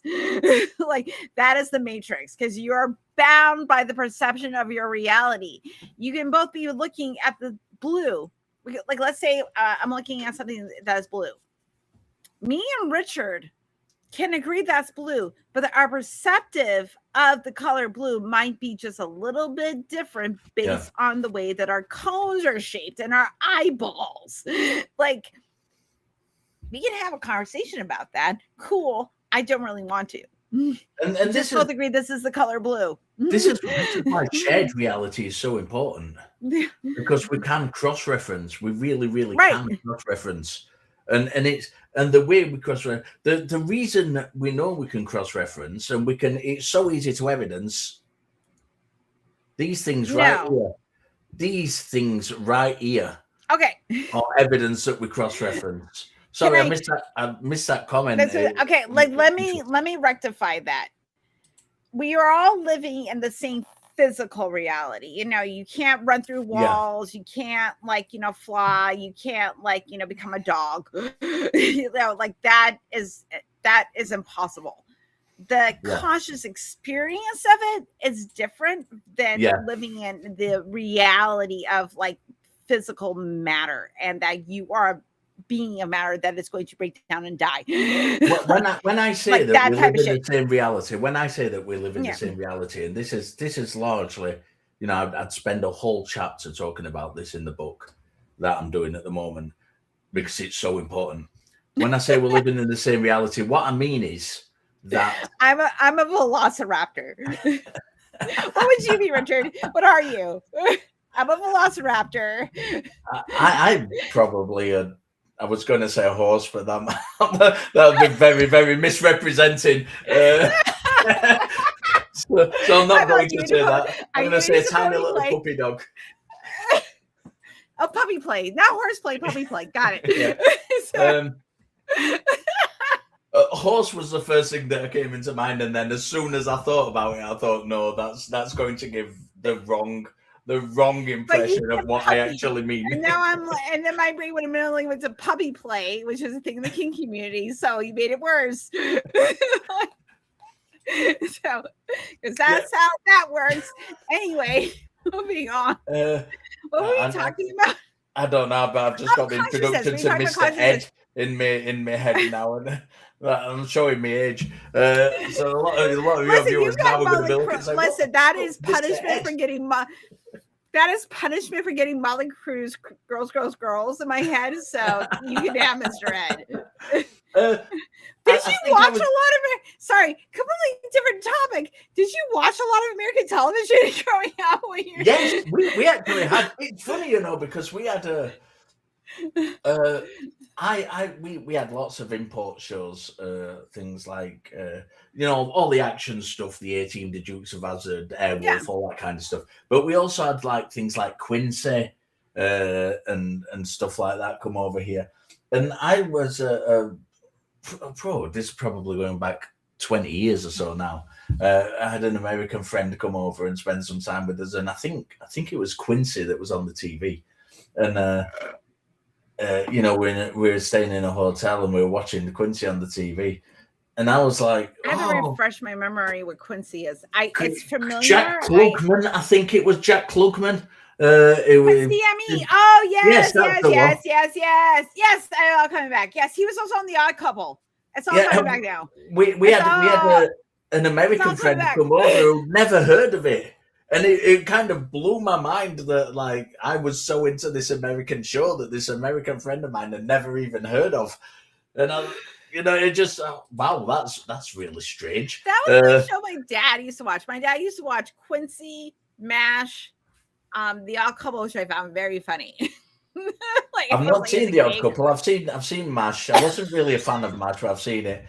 Quincy, Cagney and Lacey is my absolute favorite. I didn't watch MASH.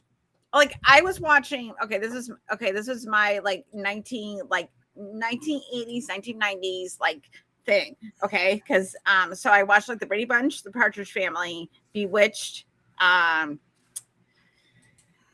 Dream of Jeannie, which were like kind of feminist shows. I didn't realize, but anyway. So, and then I also watched, and then it turned into me watching like X-Men and like the Amazing Spider-Man and Gargoyles and like Disney Afternoon with like DuckTales and shit. So that was my childhood. But also I watched a lot of PBS, and I watched like Cosmos and Nature, and I watched Mystery Science, MST3K, and also Mystery on PBS, where they would, and there was also a lot of British influence, because a lot of PBS took from a lot of British, like Perot and Agatha Christie, and they would like do these productions. And I remember watching those with my mom when I was a kid, and it was like my first like mini introduction to horror, because it was done in like literature.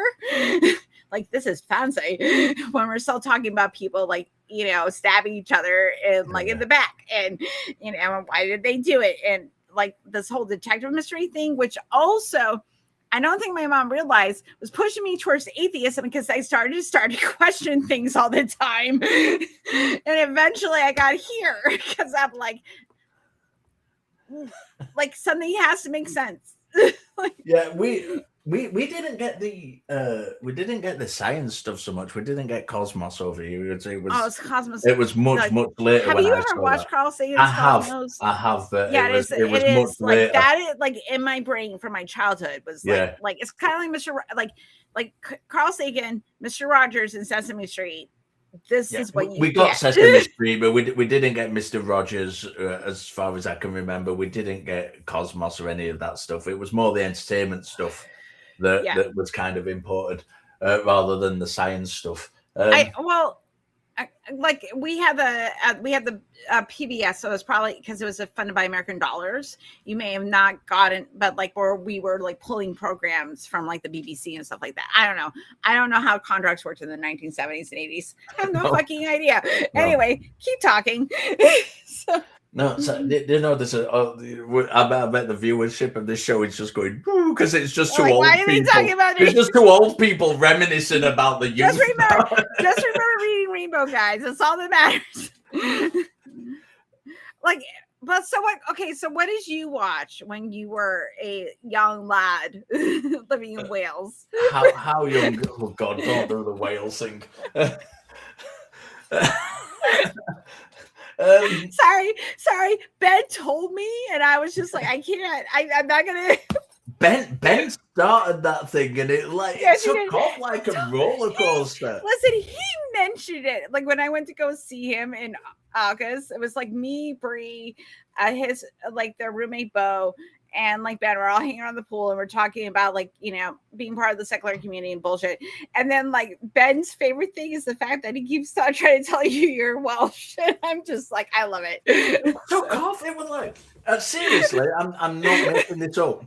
I was literally I'd be on something like Threads, a platform like Threads, and somebody would pop up and mention me being Welsh, and it just came from me, just snowballed. Like people I didn't even know watch the shows when mentioning it to me, and it was like this thing absolutely snowballed. It's one of those things that you're just like it did, because like I like it's even like a private joke between like Scott and like all of us stuff and Tim and Chris like, and Cindy that you're from Wales. Like we all play D&D together. We occasionally reference it because Ben mentioned it to me, and then he also mentioned it to like a couple of the production crew, and it's kind of occasionally comes up. Yeah. Like because it is too funny and I love it because like it's a private joke, guys, that like unless you're in this particular I don't know if it was private. I don't even know how it started. Circle. I don't know if it started privately or whether Ben just announced on one of the shows. I think because I think he teased you about it, and I remember him, and then, but the thing is, so he kept talking about it, and then I was like, "Well, he's just from Wales." Like, to be fair, I have no idea what the people from Wales sound like. There is a Venn diagram of Scottish, English, and Irish accents that all blend together. And my brain goes, "You're from those places." I watched the movie, The Last Samurai. Billy Connolly's in it as a Scottish comedian, but he played an Irish guy, and it took me like I think he dies in the movie, and it was I think he dies like halfway through, 3/4 of the way through or something, and it took me almost to the end of his character's life to realize that he was supposed to be doing an Irish accent in it because it was just talking normally in his normal Scottish accent. And there'd be this odd word that would sound slightly Irish. I was watching an episode of House, and like Hugh Laurie does the whole show like an American, like he learned how to do an American accent. And then when he's trying to like find information out, and he uses his actual accent, and it completely like because I had seen previous work with him like speaking as an Englishman, and I was just like, it's taking me out. It's weird. Like, yeah. The one of the best accents is David Tennant in Doctor Who. That is his English accent is brilliant. That like people just didn't have you know. watched his Macbeth? His Macbeth. No. He does the Macbeth in like his name is Scottish accent, but he adds a little bit of the English lit to like lend to like the British speaking, that would have been in Shakespeare's time. So it is. I specifically got a subscription to this fucking service just so I could watch David Tennant perform in Macbeth because it is my favorite Shakespeare play. It's been my favorite Shakespeare play since I was 14 years old when I went on a field trip. No, I was 15. So my school went on a field trip to the University of New Hampshire, and they did Shakespeare plays for like a semester. And we saw Macbeth, and we saw A Midsummer Night's Dream. Midsummer Night's Dream was hilarious, but like Macbeth was my favorite play just because it's fucking goth as shit. It is. This is the thing when you're talking about like your ghost stories, like when you're talking about your ghost stories and all that type of shit. It's like because you're fucking royals like bled everywhere and like killed a bunch of people, and there's like this like a long history of like, oh, we're terrible, but we did it to our own people. We're over here, we did to people with different skin colors, so we have a different guilt to deal with, but still it is still being terrible to other human beings. Figure that out. It's great because you get a lot of people kind of thinking, especially people from overseas coming to see who might live in a new country, who come over to Britain and kind of think it's got the history is rich and every fucking building that you see is haunted because it's just old. I've literally been on my own in Scotland. Okay, so in England it's different and Wales it's different because you have to kind of like if you go into castles, for example, most even if it's just this like 4 bricks left of it, you usually have to pay some kind of entrance fee. In Scotland, it's not like that. There's just fucking castles everywhere that you can, and unless it's something big like Stirling or Edinburgh, you can, which is an entrance fee for, which is largely still working. the vast majority of castles you see in Scotland, you can just go in. You can just walk up to and explore yourself. You don't. There's no gates. There's nothing. You just go there. Like the ones you took of, like some of areas in, like when you did that photo series when you're failing with Scotland. Like, yeah. I could totally see some of those places. I'm like, I bet the place is haunted. There's ghosts there. Well, I've been in some of those places. Some of those. I mean, obviously, a lot of people watching this won't have seen those photos, but like some of those photos were like literally some of those castle ruins were literally just in the middle of woodlands. They're just in the middle of, like, and I was on my own just walking through woods into this like dilapidated, ruinous castle. I've never seen a ghost in my life. You know what I mean? They're not there. They're not. I'm sorry to like, Christian Dreams, Gothic, romanticist Americans, but they're not there. This is the thing. Like, you know, I blame Mary Shelley. You write some Gothic literature, and Bram Stoker, and like some Bronte, like you get some like colonialist white people, you know, talking about like ghosts and like Gothic, like Wuthering Heights or whatever. Like, okay, I get, you know, but like I'm like also I think Heathcliff like fucked her corpse. Like I'm pretty sure Heathcliff fucked a corpse. Like if you read Wuthering Heights, if you go take a sip, that happened. I'm just saying. But you take those elements of like Gothic literature, and a lot of it happened like in this sort of like after the First World War. With like the spiritualist movement, a lot of that old Gothic literature started like to take hold in the midst about like the vampire, and like Mary Shelley's Frankenstein actually, when it got a film adaptation, started to spread through pop culture. Same thing like Drew and Taylor on Genetically Modified Skeptic, they did a series on how horror movies like The Exorcist, you know, The Omen, kind of have influenced our current understanding of like Catholic ritual. Now, as someone that grew up Catholic, a lot of the ritual, yeah, that's there, but a lot of it isn't, like, because it is sensationalized, you know, versus like, you know, what is actually like to like someone that like was a part of the church, you know.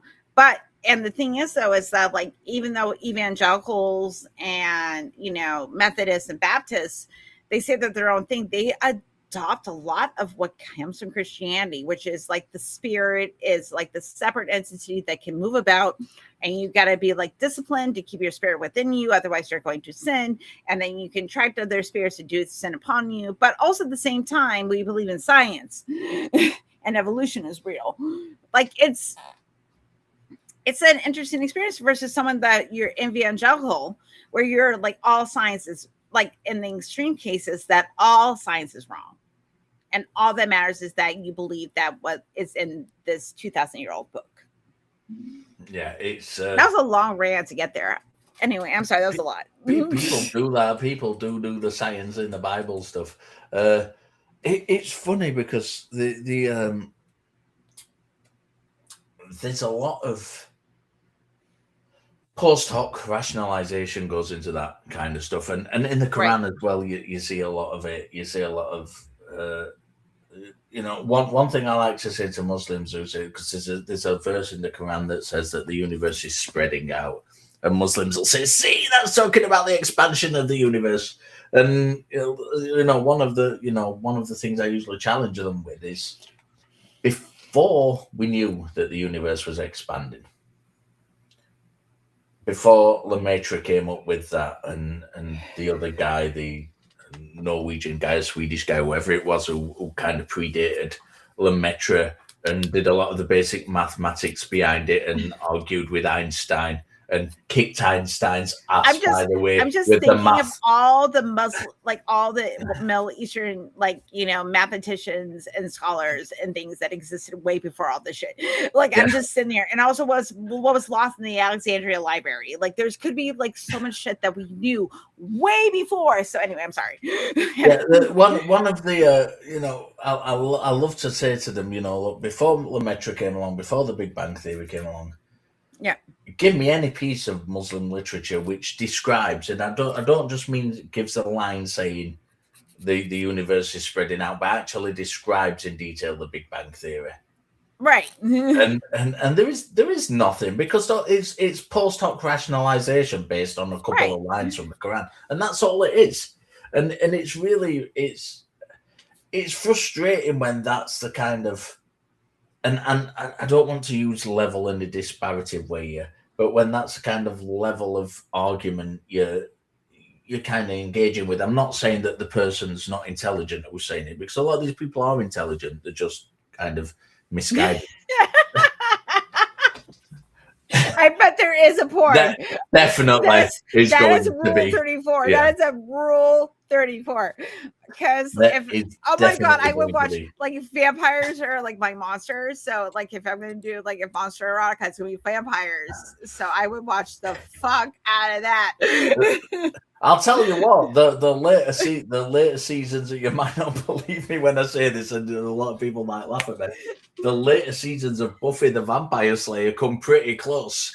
Yes, exactly. Like, yes, and we were the same generation. Best TV show ever.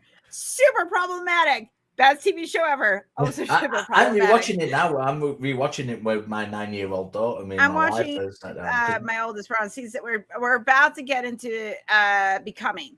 So yeah. We're at the end of season 2, because they hadn't, like, we started watching it when they were in high school, and then like we're doing a rewatch, and then our goal is there's for neurodivergent people living in this house. We'll see if this happens. We're gonna finish Buffy, and then when we get to season 4, we're supposed to watch Buffy and Angel in tandem. Yeah, it's funny because I think the first time around when it first aired, I think I watched it. So I think by kind of season 3, I'd kind of got to the age when I'd lost interest in watching any kind of TV. And I was just going out and trying to get laid as much as possible and play music and try and get paid for doing it. and so I didn't watch it from the pilot. I like, for some reason around that time, like the social circle, like it was when social media started becoming like a thing, because it was like 1997. I was online, and it was kind of one of those things that was like happening through the zeitgeist. And then I think I started on season 2. Because I remember that my friend got me season 1 on DVD and actually watched it, and I was like, "What the fuck is this?" Because because I started watching season 2, and then I was like, "This is amazing," and then I like followed it to the end, and then I realized that I was like, "This is my spirit animal." So I think I watched it till kind of season 3, maybe pushing 4, but not much beyond that. It's one of those things that, like, especially if you're a young woman growing up in the 90s and you're really into witchcraft and lesbians, like, it is just gonna be a thing that you're gonna fall into. And it was the perfect show for me. Absolutely is. I watched Charmed, and also around the same time I was watching Charmed, and then I watched Angel, and then I watched Dollhouse, and then I don't care if you haven't watched Firefly. If you have not watched it, fucking shame on you. Watch the fucking show. It's one season. You can watch it in a day. I think we could rename this episode Richard and Helen Talk TV, because I think that's pretty much all we've done. So knowing me. Knowing me, if you're like, hey, there's this English TV show that you don't, and I have a VPN, so you can, I want you to watch this show, and you think I would love it, I want you to tell me what show that is. Oh, that's what, from any kind of time period, or from our any time period. But it has to be from. It can't be a show that was Americanized, like brought over here, because you think that, like, I love this show and Helen dig it, but I have not actually, like, I wouldn't know about it because I'll find it. I don't know. That's a hard one, because I think my go-to. My go-to on that would probably be, and and I'll start off with saying it can be problematic now. It is problematic now, the language it's used, but it's a very, very old show. Yeah. In fact, I'm going to throw two at you. The first one is problematic, and you've probably heard of it, and you've probably already watched it. But it is, to this day, I consider, except the problematic parts, it is to this day the funniest comedy ever created, and that is Fawlty Towers with John Cleese and Connie Booth. I've only seen a few episodes of Fawlty Towers. It's great. Fawlty Towers. I've seen like there were two seasons made, yeah. and it was great, and it was sold to America, and they did an awful job trying to recreate it. It's of its time. To be honest, if you're kind of 20, 25 now, 30, even possibly 30, and you go and watch it, you might think, I don't understand what the hype's about. This is shit. But for me, coming from my era, it was hilarious. Looking back, I can still watch that show and I can still laugh my ass off at almost every episode of it. What's really funny is that there was a today on my my social medias an old episode of Monty Python clip showed up of the two women that just want to play bingo, and they're just square, like they're just squares, and they just want to they want to be on a quiz show. They want to be on like a TV quiz show, and I was like dying because like it was just. It was problematic, but it was so funny that I was just like, I can't. Like it was just like I get it. Like I get the humor, because I know how to compartmentalize. Yeah, Monty Python was great as well. But I think Monty Python, I think I've rewatched that a few times, and I think it's something which is a lot of it is dated. It's still funny, but a lot of the jokes are very dated. I mean, it's from 1969. The first season's from 1969. Yeah, the year my husband was born. So. Yeah, I think another show is a show from, and you might not even be able to get it. It's not particular. In fact, I'm going to go with another two recommendations actually. Okay. It's a show called Survivors, which is a BBC. They remade it in maybe either the early 2000s or the late 90s. The original one from, I think it's 1970 something, late 70s, early 80s, and it's about a kind of post pandemic world, Britain, and Ariane. It's really, really good. It's of its time. Again, it's of its time, and it's kind of a low budget BBC TV thing. Yeah, but it's Survivors, really, really good. The Survivors drama miniseries. It's from kind of the late 70s or early 80s. They did do a modern remake of it, but it wasn't very good. It's the original one was really good. The other one is a film, a British film, and it's there's a film, and then there's there's a film called Threads. The film is called Threads. It's set in Sheffield. It's from the early 80s, and it's horrific. Is the only way I can describe it. It's. And you think I would like this? Why would you think I would? It's set in. Sell this. I asked you. I was like, "What do you think I would like?" So sell this to me. Why do you think I should watch this movie? Because you're like, it's horrific. Why? It's interesting because it's set in 1984. Threads 1984 full movie. It's on. I have YouTube Premium, so I could probably watch it. So it's set in Sheffield, and it's about a nuclear attack, a worldwide nuclear attack, a nuclear Armageddon. England, and eventually the nuclear war on civilization. The first 35 minutes maybe of the show, it's slow, it's building the scene, and it's really clever, right? Because it's just following this young couple who are kind of getting together, and the meeting in the pub and they're going out on dates and stuff, and you keep seeing snippets of the news in the background about this thing building up, this thing in the wherever it is building up, and this but you're just getting snippets on the news as you're following this couple, and then the bombs drop, and it's like from that point the film it's just horrific, because it's based on actual.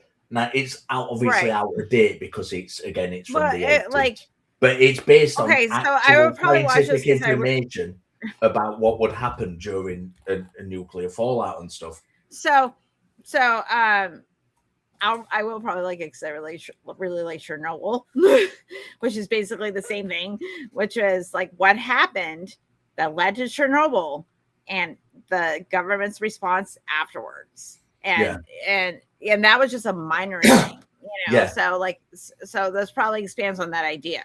Like, when you're living in an authoritarian, like what information comes out, what happens, because even in like for societies, like this is the paradox I'm going to talk about talking about the modern age, is that those of us that follow internet culture, we know where to get our information from. We cross-reference with each other. We communicate. We hold each other accountable. We're doing these things because we understand the importance of like living in, not just living in reality, but knowing it is real. Like I can go to you and say the grass is green, right? Making sure that I have like peer review. Peer review is a great thing, everybody. Okay, but I can also understand like why it can get if you don't have a skeptic brain, where you start to think like AI is God, or AI is telling you you're God, so obviously that might be true or whatever. And the thing is though, is that like we can say like, okay, I'm going to get a little scientific, technological, existential, but that's where my brain is going. So, and here we are, and a lot about philosophy, so we'll have this conversation. So let's just say, since I'm having this experience of like this conscious experience of like living in the world that we live in right now, and having parasocial relationships that influence you and blah blah blah. Okay, right. Living in a postmodern world, and I'm not saying this is my perspective, but because I have that peer review and like, okay, this informs, how I perceive reality, that if you have those parasocial groups that don't want you to live in reality, don't have your best interests at heart, that it can get kind of tweaked, where you can say like, well, obviously God's not real, but also like these type of people from this certain group, they can twist like natural biology to form like a narrative. And I think that's something that I'm very concerned about, because it is under the heels of I'm a skeptic. I'm very concerned. Oh my God, was that a long rant? I am so sorry. Did I make sense? It wasn't actually long. It made sense, and it wasn't long. Okay, all right. As long as it made sense. I'm very concerned. I'm just gonna get more high. I'm very concerned about kind of, and I have been, and I think if you read Carl Sagan's, I mentioned this to someone recently, and I don't know who I was talking to. If you read Carl Sagan's Demon Haunted World, this is something he predicts. In that is the kind of the misuse and lack of education and critical thinking, and what the results of that will be. And I think we're seeing that come to fruition now, unfortunately. I'm very concerned about education, about the lack of education in our society, or the lack of the lack of good critical thinking, the lack of good skepticism, the lack of good education where it teaches you how to assess the world around you. That really, really does concern me. And I think we've got this kind of twofold problem with it, in the education anyway, just academic education, is suffering from it. Not so much at the higher levels, but kind of in Britain anyway. I can't speak for America, but in Britain, at kind of high school level, I think we're moving away from good education in that area, and I think that can only be a bad thing. I think this is compounded by the fact that the internet is, and I don't want to kind of broad brush here because there are good spaces. We're on the internet, and I consider we are, we give good information out, and I Yeah. would like to think that if we don't, if we make a mistake, Oh my God, Steve! Oh my God, honey! Oh my God, I'm so happy to see you. I would like to think I love that Steve. Oh my God, Steve. Oh my God, you have to come on and talk about like the effect your book is having on the like because you're doing so much shit with your fucking book and so much good. And I would love for you to come on and talk about like, the effect and everything. Because oh my God, I'm sorry. Okay, go ahead. I'm going to I love my contact Steve Steve. as well because I'm going to interview him for my interview show at some point. Yay! But bear with me, Steve, because my calendar is crazy. So I'm not. If you don't hear from me straight away, don't be concerned. Oh, me too. I have to have surgery first. Like you're gonna be on my show again. I have to have surgery. Like it's like you and I planned, and I happened that this week was okay, but I can't do week to week right now because like some days my uterus is like fuck you, Helen. So my uterus likes you apparently. So anyway, go ahead. Helen will tell you, Steve, that that my uterus likes you. Okay. How long has it been from us arranging this show to me actually coming on? It's months. It was I could probably it was before the summer. Yeah. So it's been a while. So I'm not ignoring Steve. I'm not ignoring you, Steve. I will get back to you. Steve knows I love him. He'll wait for me. He'll wait for me. He loves me. And he is like my Winnie the Pooh of the atheist community. He is just like I just want to like make people like eat honey and feel better. So he's like my Winnie the Pooh of the atheist community. So you're my Pooh Bear. Steve, you're my Pooh Bear now. Sorry. You hear, guys. Sorry. Eventually you'll get a role. You're like I think you've ever been a role, okay? Because like I have roles in the community. I have to figure out what your role is. Like, not quite an owl. I think if you so anyway, say I'm sorry. I'm very stoned and I'm ranting. So I'm going to pull it back and stop myself. Oh my goodness. Okay. So you were talking about the survivors and then it's in 1984 and it like post-apocalyptic world of like what the world would look like, the actual response would look like. Oh, I can't hear you. I think your microphone's off. Sorry, I'm muting myself. I did a Johnny P. Angel. That's Threads I was talking about. So it's about this nuclear bomb that goes, these nuclear bombs that go off, and it's based on actual information about what would occur. It's got a horrific ending. The ending is not a happy ending, but it's definitely a movie worth watching.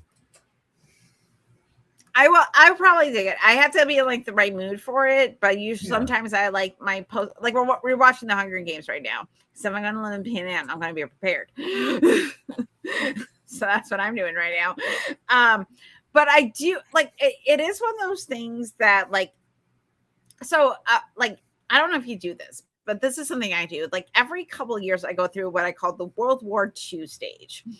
where I just get really into World War II shit. Like I'm like, I start want to know about like how the regime rose, like the reactions from other countries, like the inner workings of like the terrible people party, like all that stuff, right?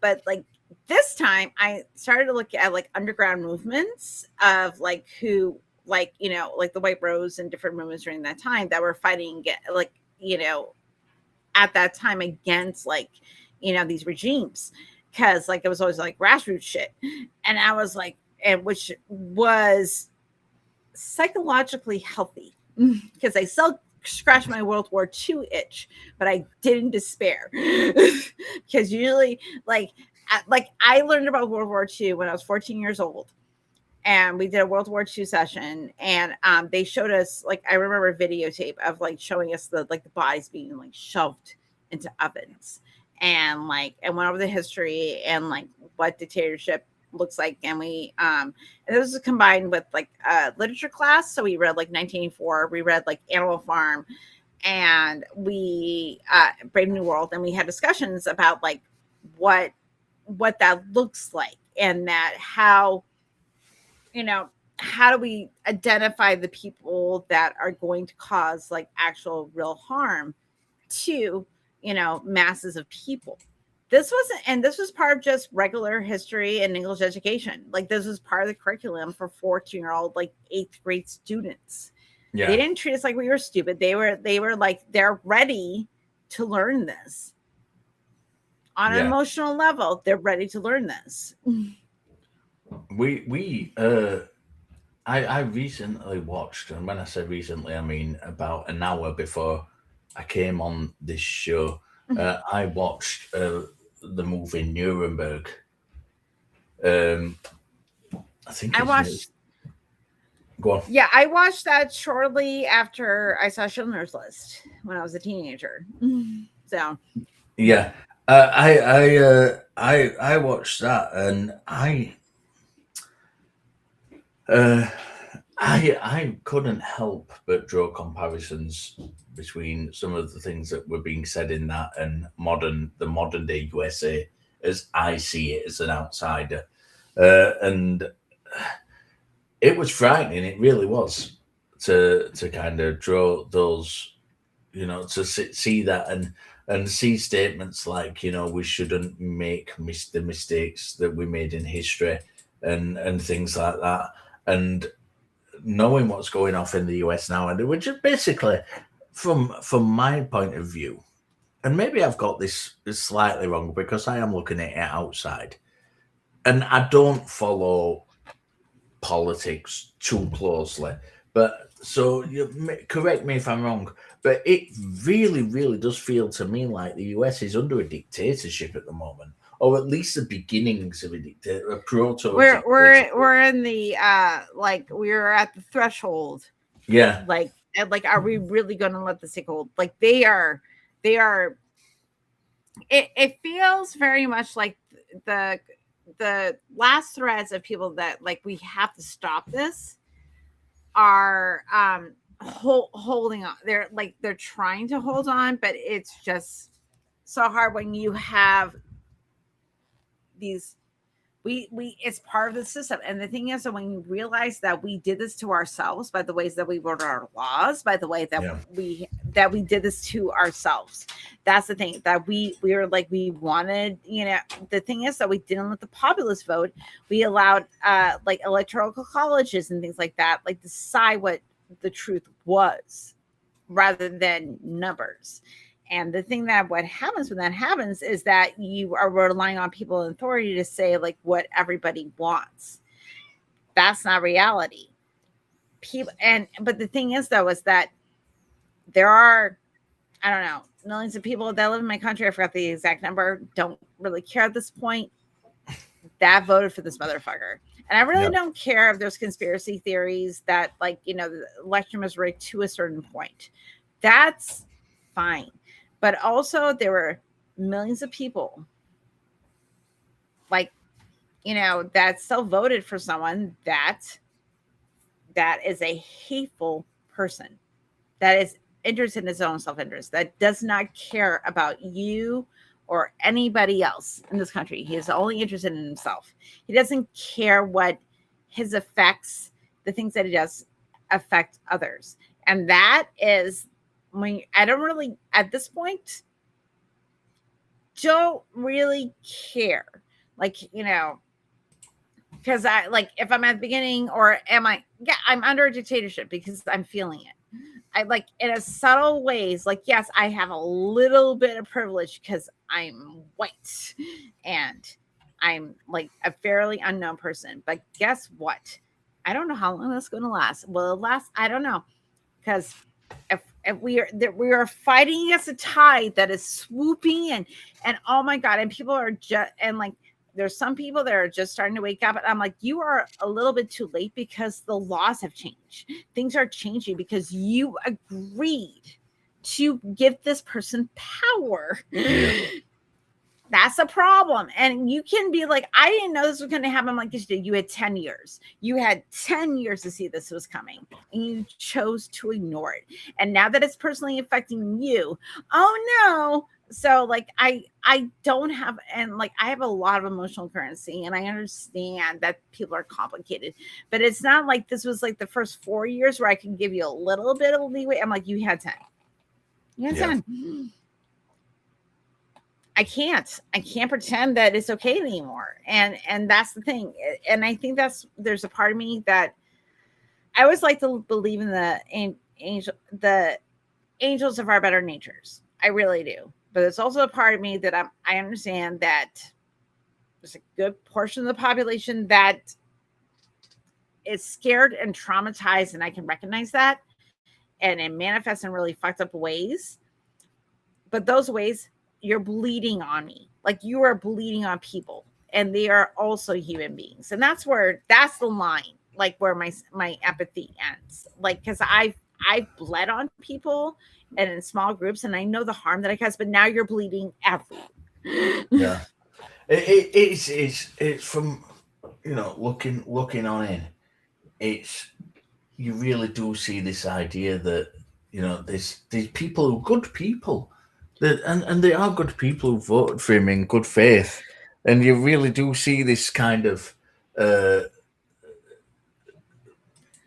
this thing where it just seems to be just rejecting everything of those people who put their faith in him. He seems to be rejecting everything that they've put in him, and kind of saying, right, I'm gonna do this. This thing with Venezuela and this thing with Greenland he's got ongoing at the moment. It's scary.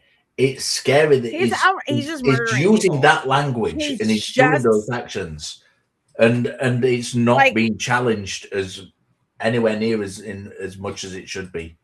Like my son was telling me that like Pete Hegseth did this speech for the military, and my son is a part of the Army, and he was told that he had to watch the speech. And it's like, what does this have to do with my job in the military? Like, why do I have to watch the speech? And because you serve the country as a whole, not just like a dictator. But because Pete Hegseth was given the speech, he couldn't opt out. And he's just like, I don't want to listen to him because he's a terrible person. Like, it's like, yes, you do have some like a little bit of personal freedom within the service, but no, you had to listen to him. Like, okay, that is that's something that's like that's not even your direct officer. This is just like some, it said he's head of the Department of War. Like, okay, motherfucker. Like, and I'm living in this world where I'm just like, everybody has lost their fucking minds. I'm like, what are we doing? And the thing is, though, I get the scared because I'm scared. So, and I get it. But I'm sorry, I didn't mean to be like, sad.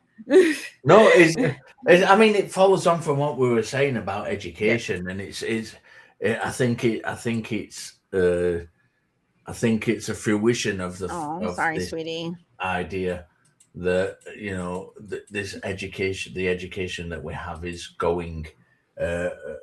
being left unattended. I think is probably the best way to put it. And it really should be stronger, and in both high schools and in academia, and there should be more things in place on social media to challenge it when it's, things aren't fact checked. And I don't think it'd take much. I don't think it. No, I think well, and I social think that's media the thing I across find the so board is frustrating far is too that lax. like everything's at your fingertips.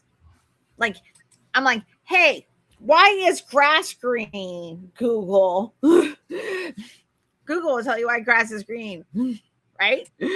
Like, but the thing is, so like, also, but you also, I think it's not so much you're telling people like do your own research, but like, how do you do that?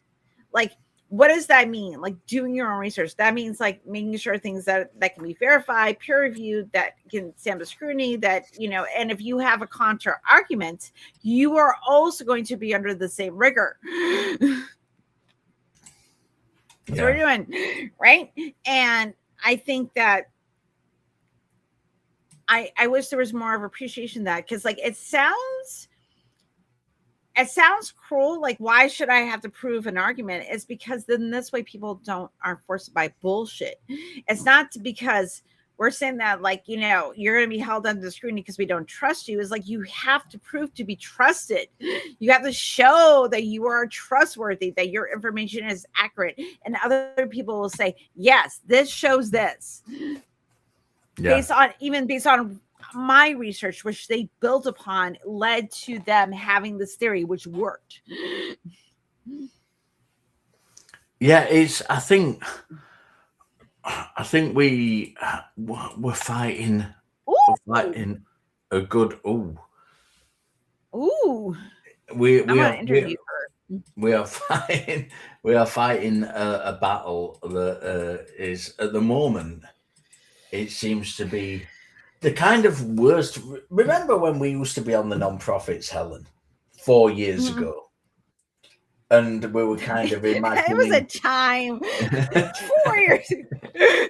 And we but I had less gray hair than I'm covering up.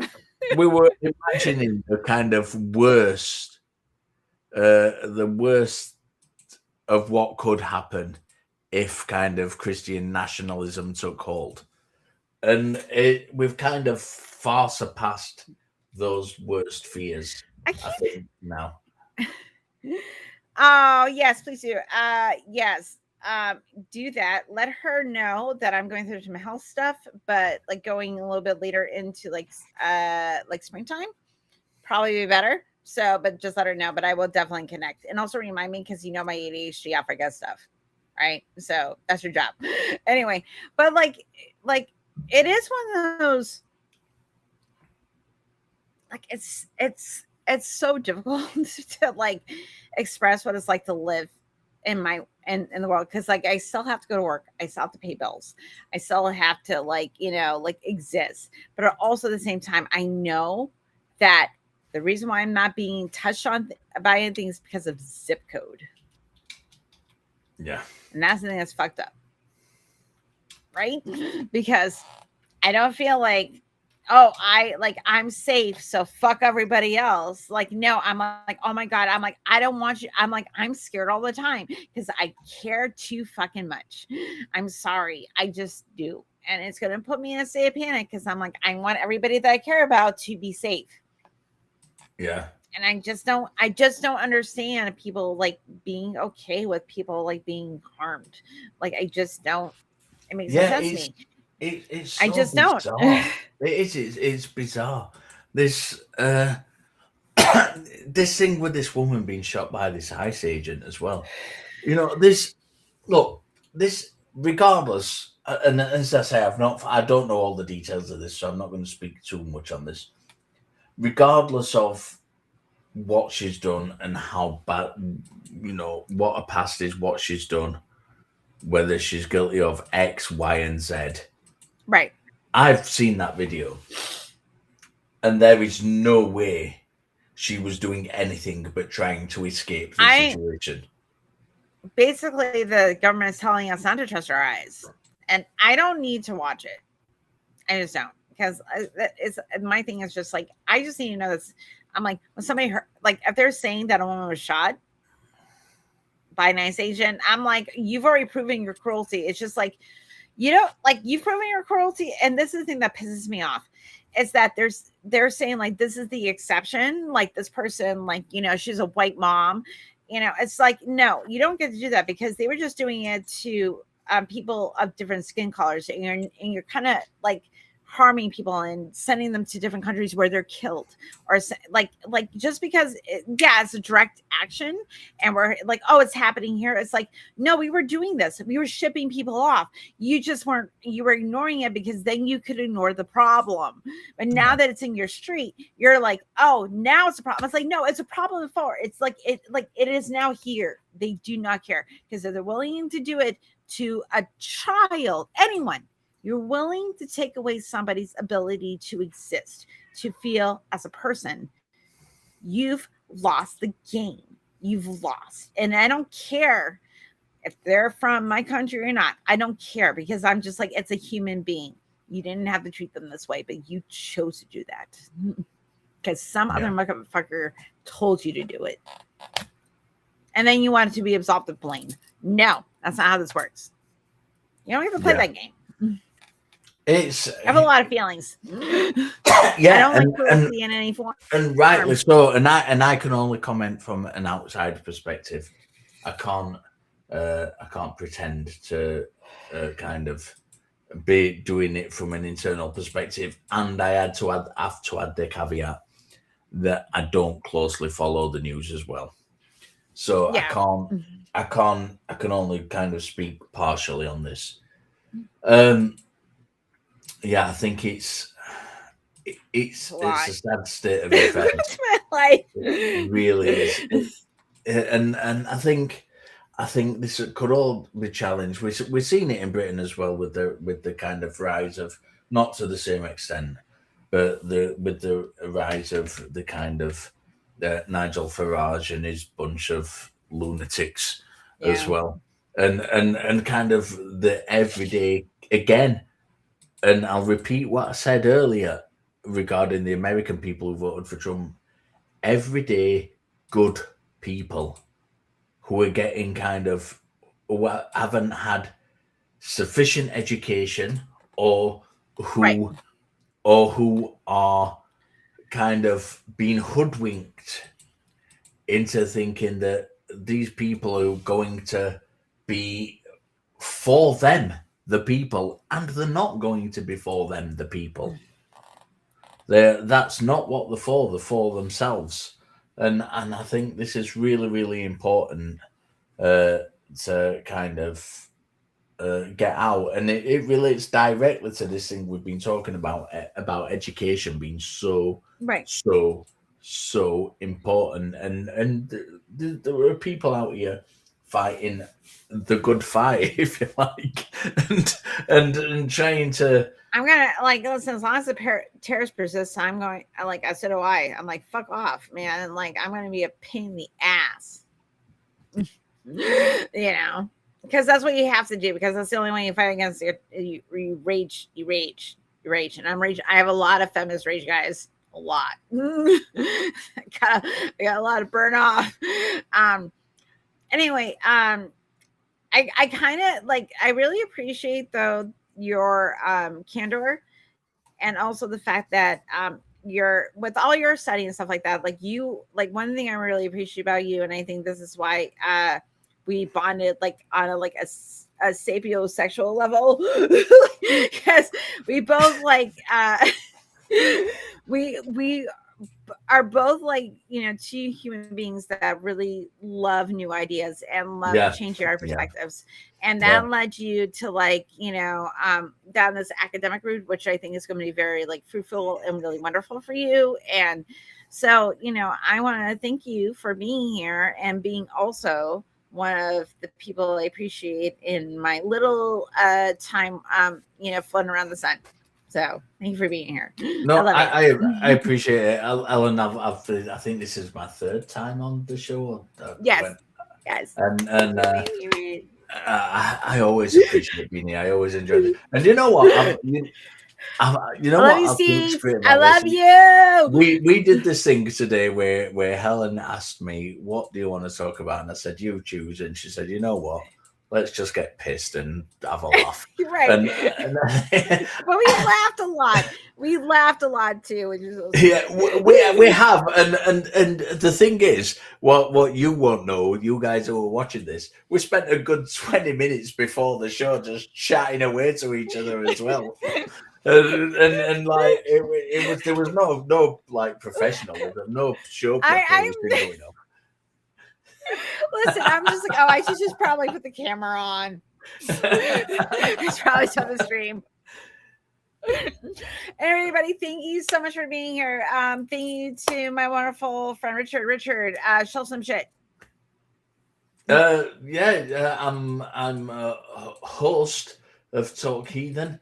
I will be. I don't think I'm scheduled. See what happened is I'm not on Talk Heathen until at least March, and the reason I'm not on the Talk Heathen until at least March is that I was the producer of Talk Heathen, and I did the scheduling for January and February. And because we had so many cool hosts, I just kind of left myself out. I left myself out of the scheduling because we had so many cool people. You're like, I'm taking my hands off this shit. And then I took my hands off the rein. I stepped back from the production. I'm now just a host of the show. And I've scheduled myself out of the first 2 months. So I'll be on around because you March, gave April yourself time. responsibility. That's what you did. You gave yourself responsibility. I've just set a new YouTube channel up with interviews. There's one interview on there with our friend Dr. Richard Firth Godby here, who's author of Human History of Emotion. You're gonna have me on, right? You're gonna have me on. Go and check out. At some point, I've got a list I'm working through. I have if you are in Britain, I have a speaking engagement coming up in February the 21st in Leeds. And if you can get there, please do check my social medias. Skeptic Takeout on Facebook is probably the best place to check it out. And follow me on there on my Facebook page, and all the details will be on there. So if you're in Britain, 21st of February in Leeds, I will be doing the speaking thing there. To go see the thing. Yeah, that's about it. I think it's so great. Yeah, are you going to record it? I don't know. I'm going to try to. You should record and put it on your channel. I do have. I've got something that I've got a camera that will record it, but I don't know how long it will record it for. I don't know whether it will record the whole thing. So we'll see. We'll see. I'm not sure about that yet. I would record it if I can record it. If I can record it, if I get recordings of it, I will post them on my socials. Yes. Helen, thanks for having me on. It's been great. It's been great shooting the shit with you. It was so wonderful. You are my favorite human beings. Like, this is one real thing about like having my own channel. It's like I can just find my friends to come hang out with me. So, fuck yeah. All right. Listen, I don't know what I'm going to do in the show. Like I said, I'm going through some health shit. I get to know I get to have my surgery on Tuesday, hopefully. So that'll be great. And then, but going into 2026, I plan if I still have the ability to do so, I will be posting more content. I want to focus more on trauma recovery psychology, and I'm probably going to be like give more of my content into like resources and things that people can do to get mental health resources, but also get like understand like why, not only how we think about why our emotions influence it so much, and get more education about that and the neuroscience behind that as well. So that's that's more plans. Anyway, please like and subscribe, and also ring bells, so this way when I do decide to do content again, when I'm not feeling like ass, I will do it. Okay, thank you so much, I want to say wonderful, like I love this community. I love all my wonderful friends that have been so supportive. You are my chosen family. So thank you so much for being part of that. Okay, motherfuckers, I am out. So be kind, be skeptical, give someone a compliment, and I will see you all here when I decide to do some more shit. Good night, everybody. Bye.